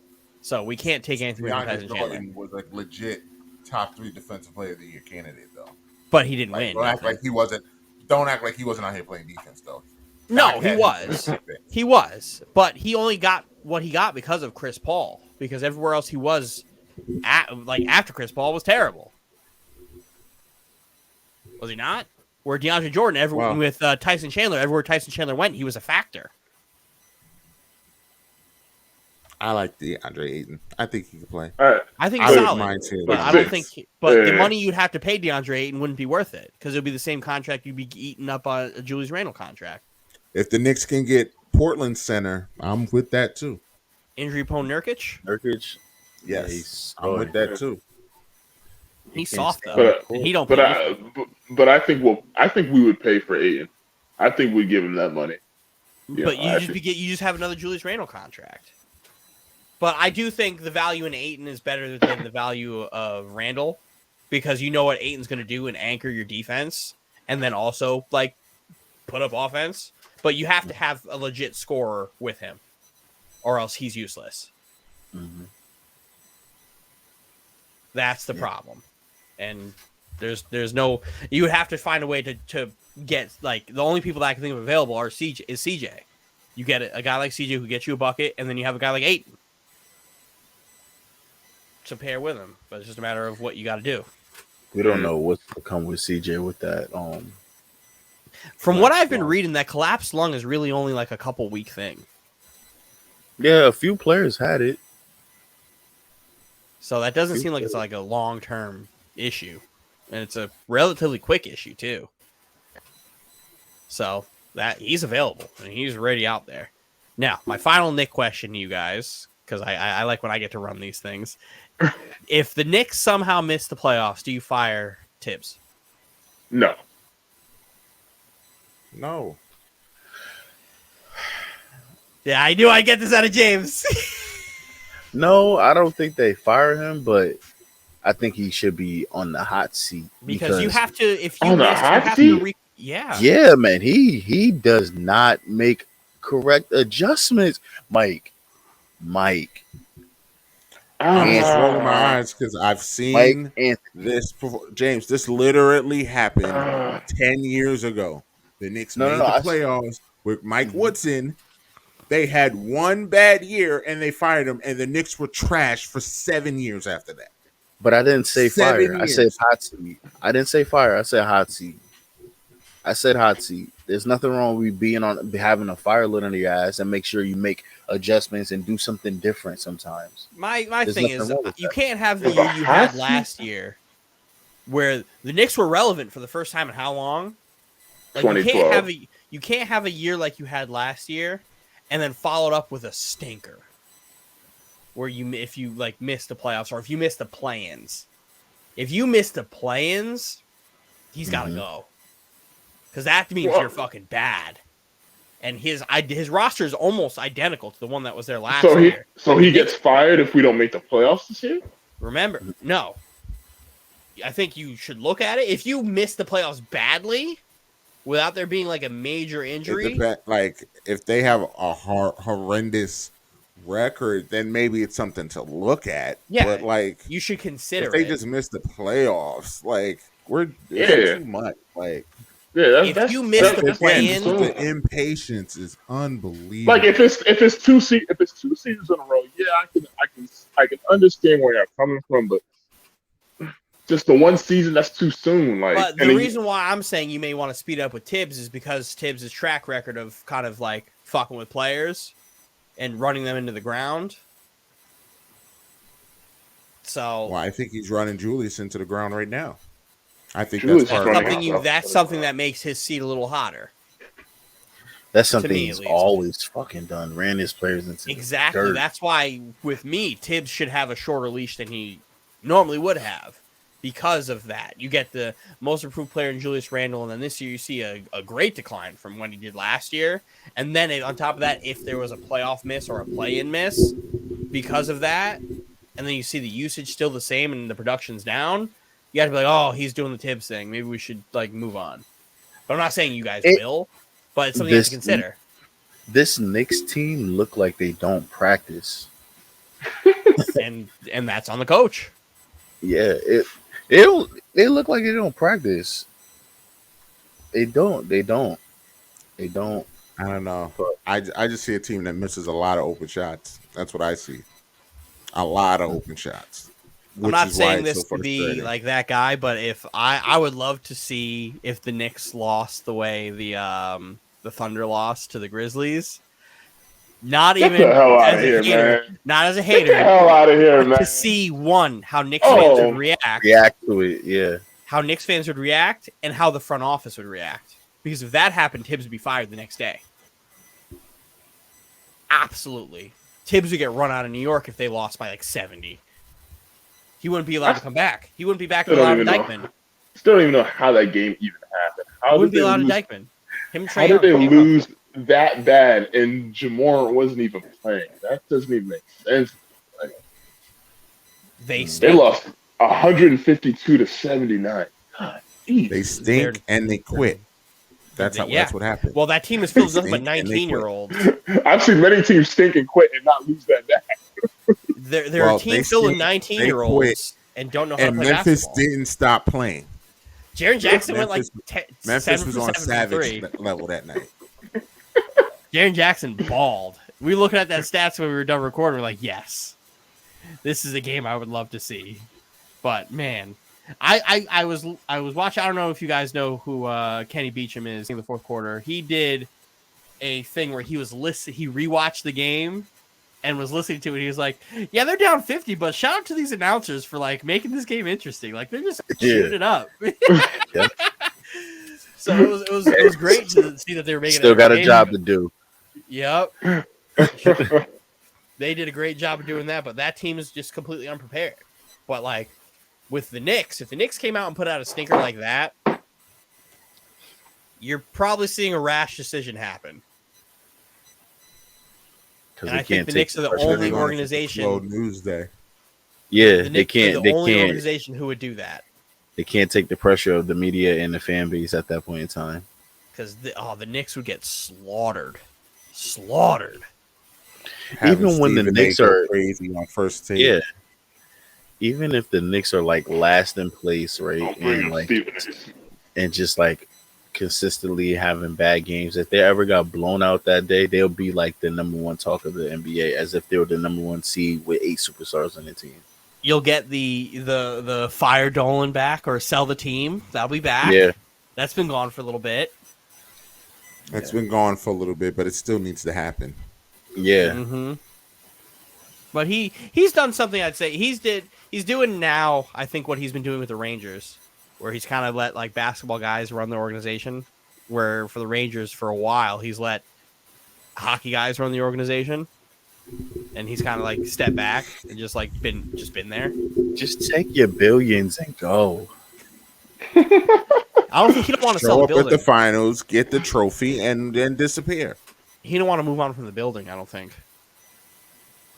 He's got the most famous arena in the world. And he's killing that too. Nothing happens at the Garden anymore because they overcharge for everything. Everybody just goes to Brooklyn because Madison Square Garden charges $1 bazillion for everything. And at Barclays, you get a nice new arena, nice new venue. Mm-hmm. They renovated Madison Square Garden. Madison Square Garden is very nice. It's very nice, but it's very nice. But like I said, they charge a ridiculous amount of money for everything in there. Mm-hmm. Why would you do that when you could just go to Brooklyn and not the disrespect, but it's cheaper. Yeah, it is. It's cheaper and it's just as nice. Hey, what they say, power doesn't want to give up power. You know, and if I was him, I wouldn't sell the team either. But fuck y'all, keep paying me. Yeah. You want to do something? Don't come to the games. They'll force me to sell. It won't. Stop watching. Stop doing all that stuff. But it's not like it won't make him sell because he still has the Rangers and he still has the Garden that's going to generate numbers. It just like him selling would have to be like him just like passing it off and just being done. But he won't because he's not going to get tired of making money. If I could just sit there and just watch something just generate money for me without doing much, I'd do the same thing too. Yeah, man. Well, I have the power rankings. If you want to move on from the Knicks, please. That's fine. That's it. Oh, where'd it go? No, I said that was it. There you go, and that's it. How I don't get how the Bucks are higher than the Nets because they're better. I don't that motion. But I don't understand how they are. I don't understand how they are. Just because they're defending champs doesn't mean anything. Because that does lost the finals. Defending champs does. That's like when you box and you're the champion, you may not win in points because he's the champion. Boo! That's stupid. That's the truth. I don't think the Bucks should be higher than the number one seed in the James, Eastern did you Conference. say but box and champion? Did you say that? I did. Did you say And that? Did. I did. Look at that segue. Look at that segue. Yeah. Had What some UFC fights. a night. What a night at UFC 269. Sugar Sean O'Malley got the dub. Against Give him some guy somebody I've never ranked heard now. of. So yeah, some guy I've never heard of. Good old Charlie took out Dustin in a very good fight. I thought Dustin was going to get him out of there for a second in the first round. Then he came Charles back. Oliveira's tough, man. Tough guy. That's a tough motherfucker. Came back, got the standing rear naked. That is, I don't know if That was anybody's impressive. fight fans. That is hard to do. That was That impressive. is hard to do. And the shock, definitely the upset of the year. I don't think anything. It's upset of all time. That's the biggest upset of all time. I still don't think it's better. It's bigger than when GSP lost because that was just ridiculous. No, this was legit. I think odds wise for MMA, odds wise, but nobody. If you know fighting, it's still. If the key to the fight was if she could get it to the ground, then she would have a chance. We all knew that. Yeah. No one gave Sarah a chance against GSP. Like it didn't matter where the fight was, he was going to lose. Yeah, but I don't think anybody really gave Pena a chance either because it's like you're just walking into a buzzsaw. That's Amanda Nunes. Good luck. Yeah, they faced before, right? No, no. They never faced before. Nope. She's been calling Amanda out for about 2 years, but no, they never fought.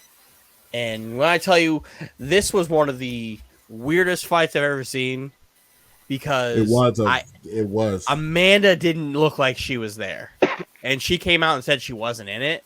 But like, I don't. That's usually what you say after you get your ass whipped. I know, but I'll give you my announcement. They came out in the first round. Pena looked nervous, as she should be, because she's fighting Amanda Nunes. She looked very nervous. Amanda clipped her. Amanda beat her every way possible in that first round. And when they went back to the corner, I could tell by the smirk on Amanda's face that she lost all respect for her. She was like, "Oh, this is another easy one." And meanwhile, in Pena's corner, she was like, "I'm still here. I took everything she can throw." Yep.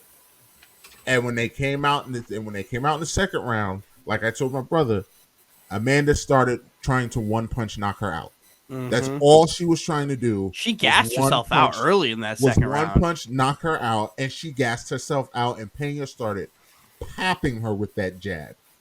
She was sticking that jab. I have not seen somebody throw punches from the shoulder like that in such a long. She was literally just throwing everything from the shoulder. I'm like, you do not look like you know what you're doing when you're throwing slingshot punches, arm. but man, she was slingshot arm. She caught her with like 4 straight jabs, like solid jabs that like knocked Amanda's head back. And Joe Rogan's just like, "Oh, we got her again with the jab. She set her up with the jab." And then she do that overhand right where she threw from here, from the top of her shoulder. And she landed, and she saw that it stunned Amanda, and that was it. Her confidence went.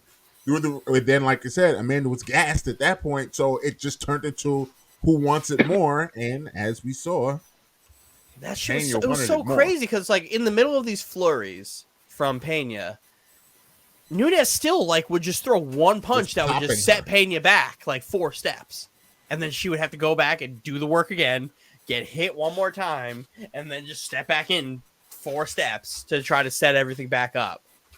It was wild, like that at that point before Pena was able to get her down. She literally was just like it could have gone either way.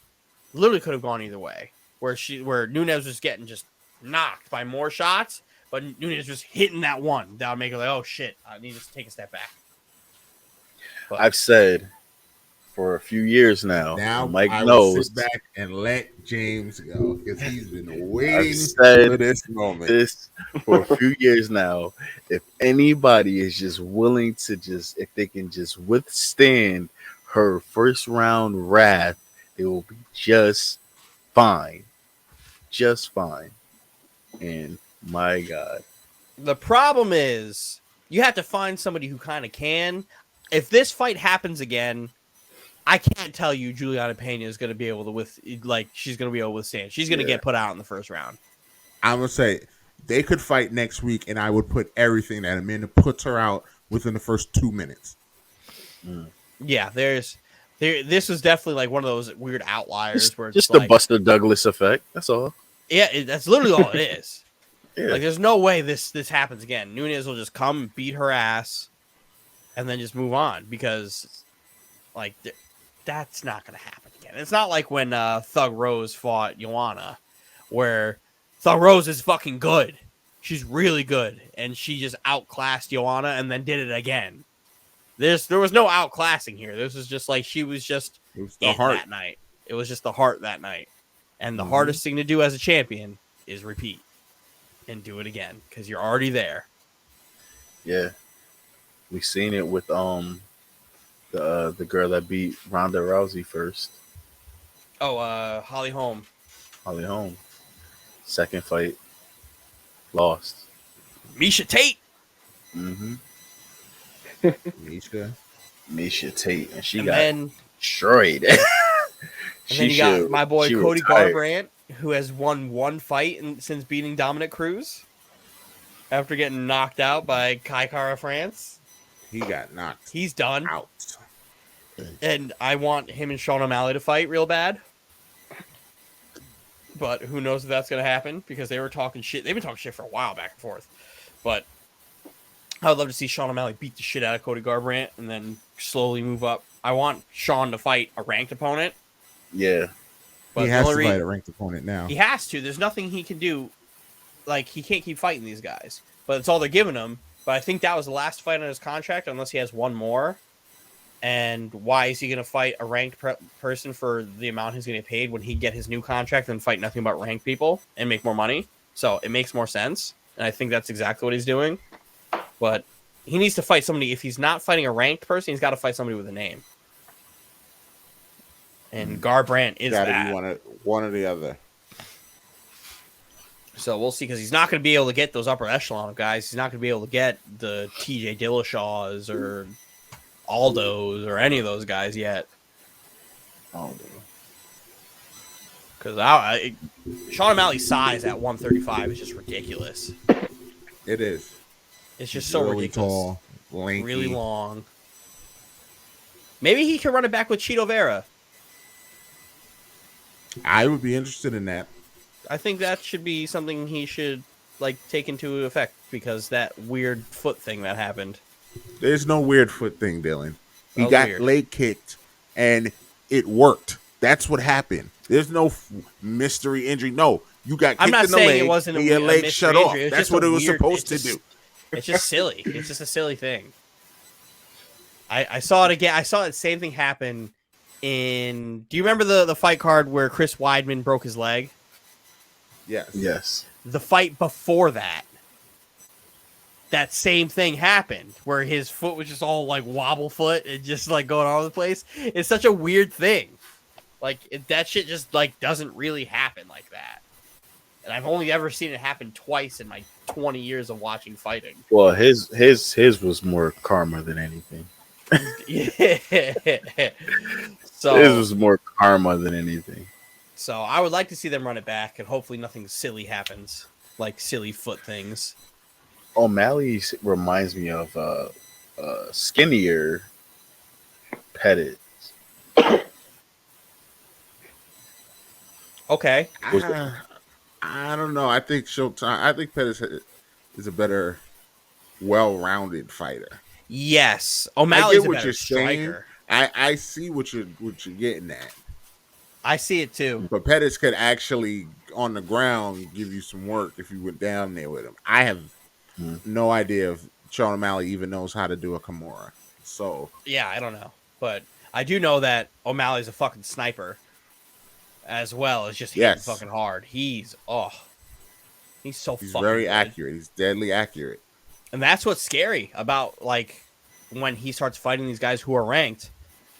How many guys in that division are actually like very accurate like he is?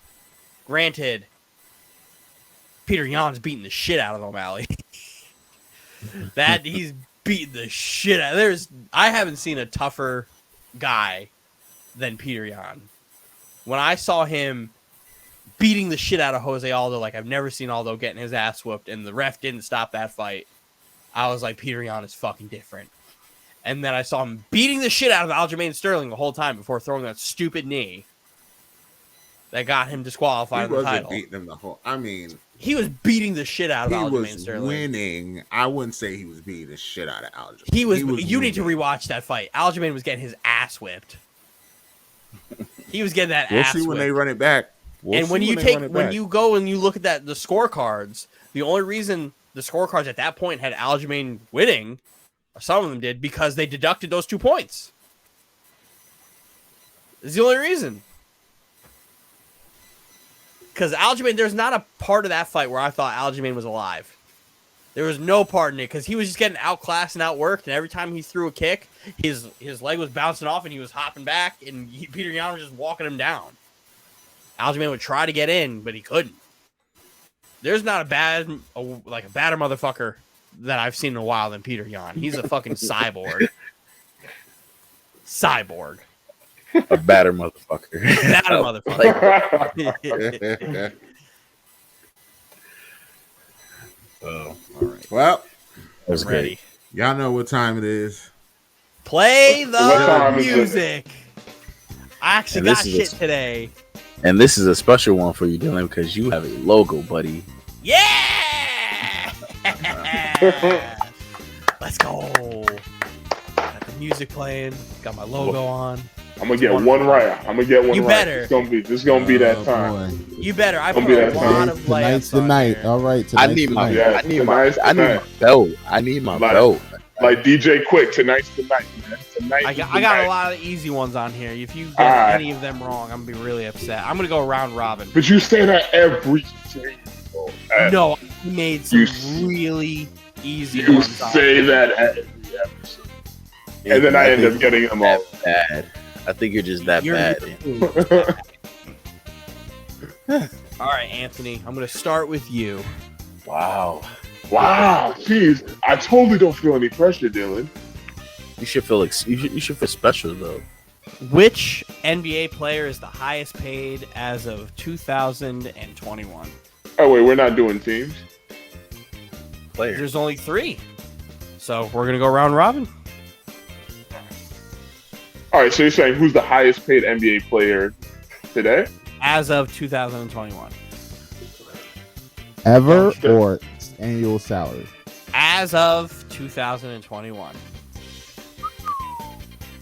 Ooh. Ever or annual salary? I think he's saying ever. Are you saying cumulative? Who's made the most money? Who's made the most money? As an NBA player, who has made the most money as of 2021? Yes. Yeah. If you said who's the highest this year, I know who that is. But as far as cumulative,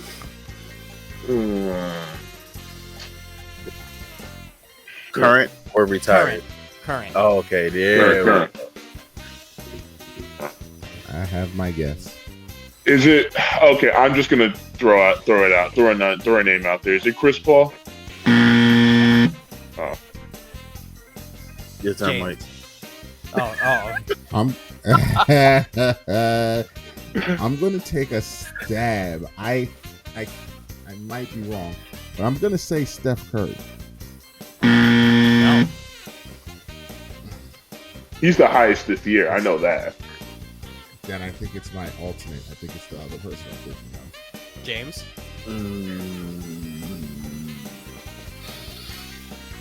I really didn't think this was that hard. Is it Kevin Durant? No. Oh, all right. LeBron James? Yeah. I mean, he's made $1 billion. So, But wait, are we talking or net worth? What are you talking? he said, wait. Highest paid. yeah. What the?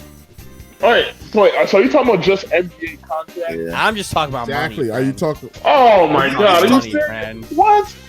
Come on, man. All right. I have an even easier Very question. Very, very. I know.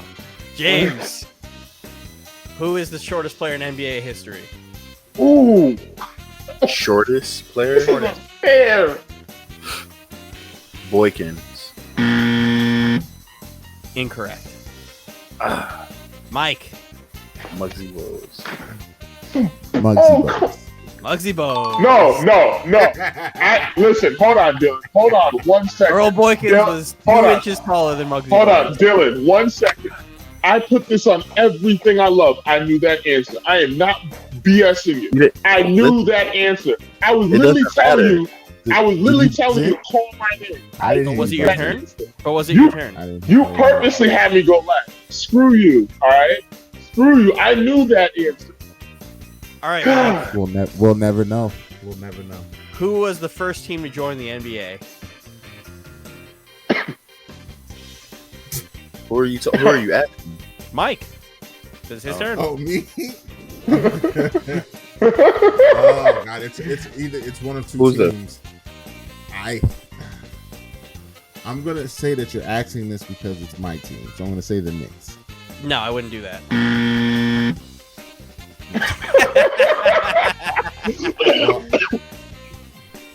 Anthony, your turn.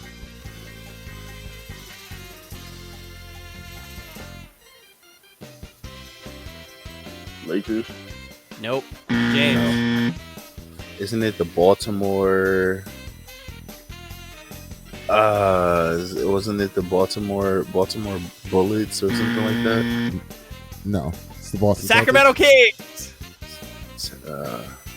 What? Yep. Wow. I didn't expect that. All right. I think I'm close. I think they might have been second or something like that. All right, Anthony. Baltimore. Kyrie Irving was born in what country?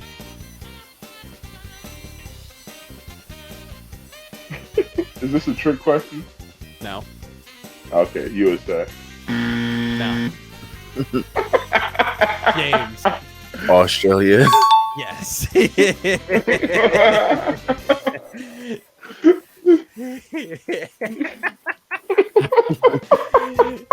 I love the logo in the middle. All right, James.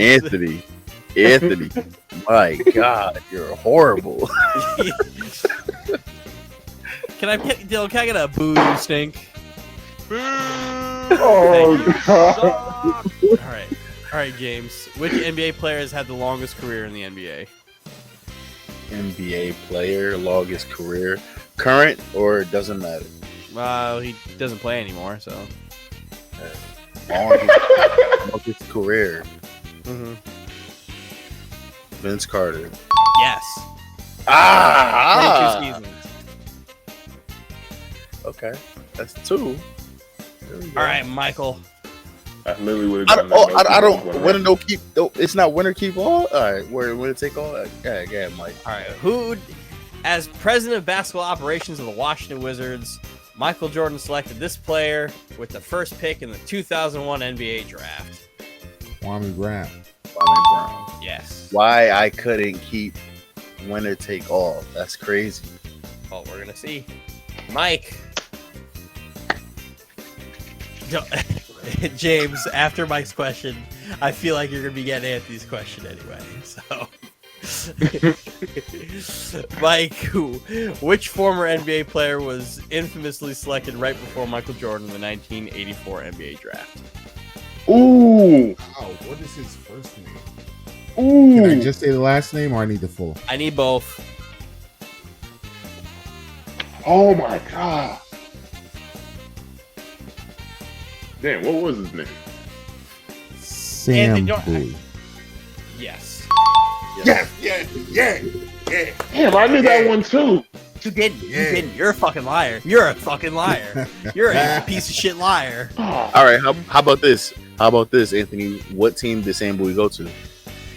what? It's not my turn yet. You don't ask the questions Dylan does. It's Dylan's trivia. It doesn't say James trivia. It says Dylan's trivia. Come on now. That's a fair point. You're right. All right, Anthony. In 1999, the Chicago Bulls traded established superstar Scottie Pippen to what other team? 1999, they traded him to the.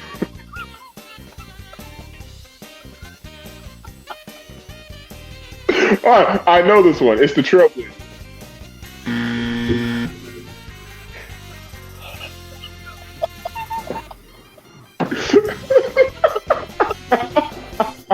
Could have sworn it was the Trailblazers.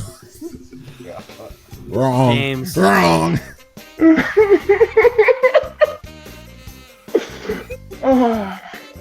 James, go He ahead. went to the Phoenix Suns. Wrong. I mean, I'm saying Houston Rockets. Sorry. Oh my God, Houston Rockets. No, you said Mr. Judge. Mr. Judge. Oh, Rockets. James. Mr. James. Judge. That's a tough one. Houston Rockets. Wow, James. Wow. So you laughed at Is it me. my turn? You got it wrong. The reason why I did that is because I just looked at my phone and it said that it's a close game with the Suns. That's why I said that. Sorry. Oh, James, no. Oh my God. So sad. So Ah. sad. Oh. Mike. This is true, guys. I will take the Houston Rockets for 200, Alex. Oh. Gotta ask him a new James. question, man. What? Damn. I was Laugh at me literally- and then get the answer wrong. I was about to be looking for a tiebreaker question to ask. Boy, that karma I comes just back looked at my around, phone. doesn't it? Damn, It was James. all kicking and kicks and giggles, and you got that Steelers question right. But look how karma comes back around. Oh, James. Dylan, who won tonight? Who won tonight? Mike wins. Oh yeah, Maggle. Yeah, Maggle wins. You gotta get me an Intercontinental Championship belt, man. I'll take that. I'll get you the 24/7 belt. Okay. You know what I saw while I was doing some Christmas shopping? They had inflatable WWE titles. Inflatable WWE title. Inflatable version. Inflatable blow up ones. So, Oh no. Now how much? How much is the world heavyweight title on WWE.com? I've always been trying to get that. like $250. Yeah. Okay. $250. Okay, yeah. Probably more. It's usually like around that price. Yeah, they're expensive. I used to have an Intercontinental title. Oh, like the OG one? The one from like the mid 2000s. Oh, okay. Not the OG that like one. white strap Classic. one. I'm talking about like the Jericho IC title. Hmm. But Yeah. that's all I got. Good job today, fellas, except for Anthony. Glorious Look, victory for if you ain't first, Hasn't yet. if you to ain't get first, one you right. ain't. If you ain't first, you last. All right, that's how it is. man. You're last. Well, you're You're last when you're last. You're last. Uh-huh. So, No, I knew that Muggsy Bones one. That's what that shit is gonna. That's gonna haunt me tonight because I legitimately. it wasn't your used that question. turn.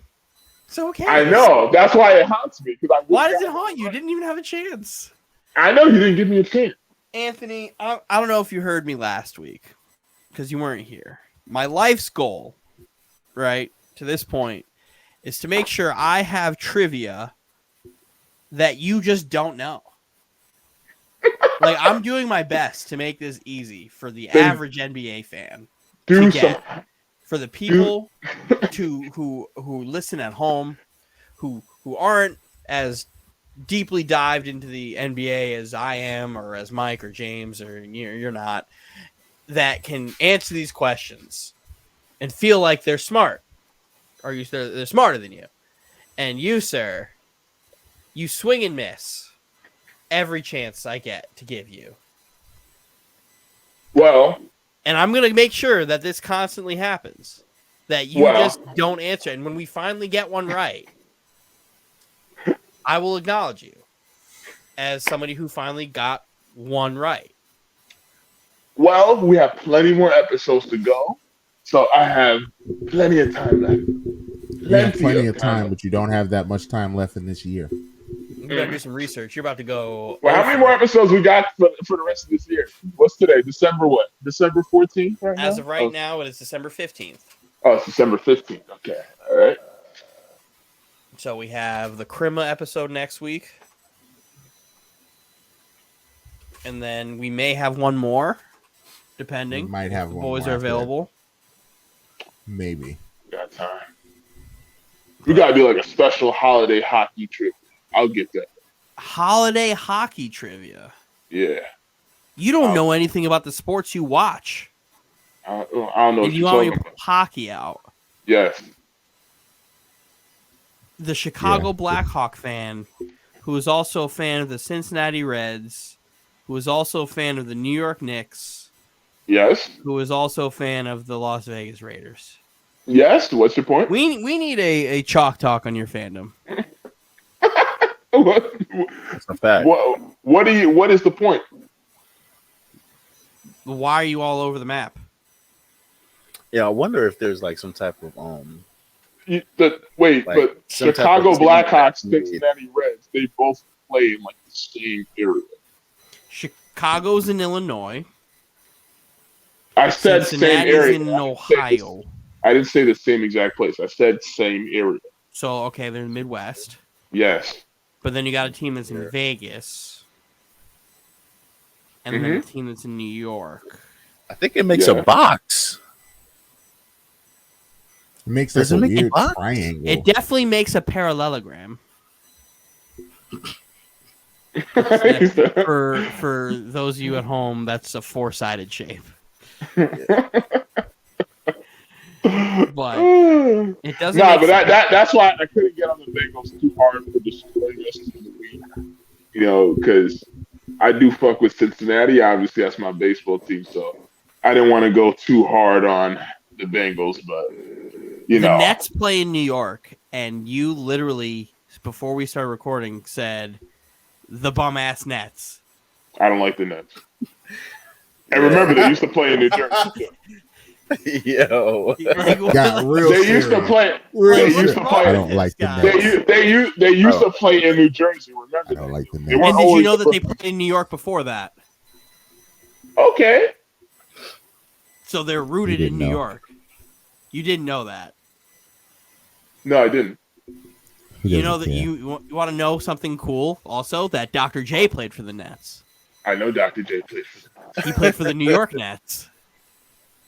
Yes. The team that is rooted in New York. Well, listen, I don't like talking about Dr. J. I personally don't like talking about Dr. J because I have a very unpopular opinion on him. So let's do it. No, do it. Let's do it. No, come on, let's do it. You can't say something like that. I come out. I talk shit about the Patriots and Mac Jones. No. You can talk about Dr. J. No. We can say that for another time. You're about to get beat up by every basketball fan of all time for talking about the smoothest guy ever. We can save that for another time. No, we got time. We're literally. I do not have time. All right, I got work in the morning. All right, we can save that for another time. Okay. We got time. Look, I'm just gonna put it like this. I will explain my Dr. J side very soon. All right. I have a very interesting take on him. We record a chalk talk this week, get his fandom out of the way, and then why he hates Dr. J. Wait. Hold on. I said I have a very interesting opinion on Dr. J. Which means you hate his guts. So how does that equivalent to I hate his guts? Because you don't want to say it because it's very controversial. Or maybe it's 12:30 and the brother has to hit the sheets? You could defend your take, but you can't give us your take. You're full of shit. Yeah. Doctor. Do it. Do it. I'm not going to do it. I'm not going to do it. Because I know what you're trying to do. You're trying to bait me, Dylan. You're trying to bait me. You're doing a whole lot of like circling around and moving the goalposts, but you're not kicking the fucking field goal. I'm not falling for the bait, Dylan. I'm not falling for it. Not gonna do it, buddy. Play troll music. Look, Look, I listen. I will say in one very short, very short sentence how I feel about Dr. J. God, I don't even want to say it.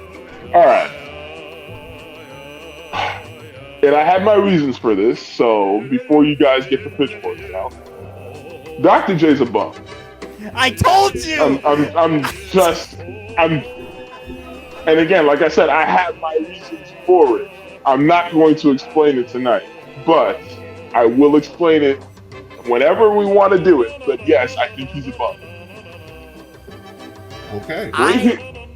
Well, thank you for that, because I now have our next Chalk Talk lined up to go.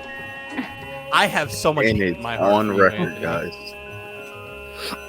So much hate in my heart for you.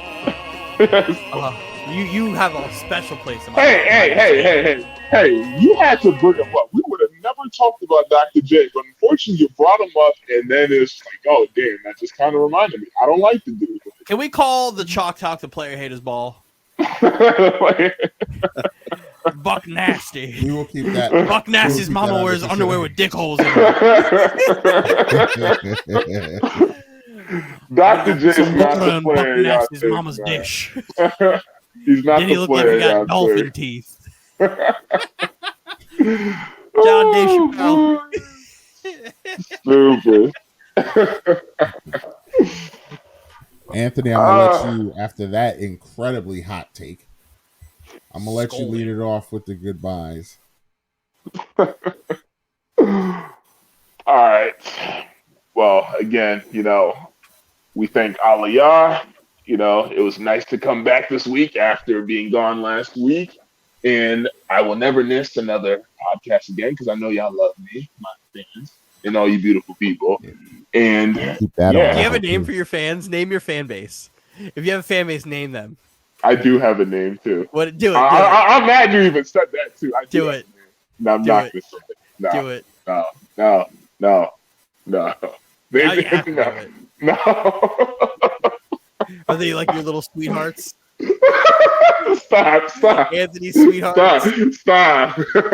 Anthony's hotties. Y'all put me on the hot seat too. Y'all put me on the hot seat too, man. I already got to defend Stop, guys. It's rushing. Oh. You do it to yourself, Anthony. Look, I already know I'm probably going to have to defend this Dr. J take. It's just like, let's just leave that. Even though I shouldn't have to, but yeah, so we'll just leave it at that. Nope, we'll save it. Nope, Dylan. Nope, we'll save it. We'll save it. I think you have to fight. You have to fight two of the four people on this episode. Like you have to fight me and you have to fight James. I don't understand that. I come on here and I give factual statements.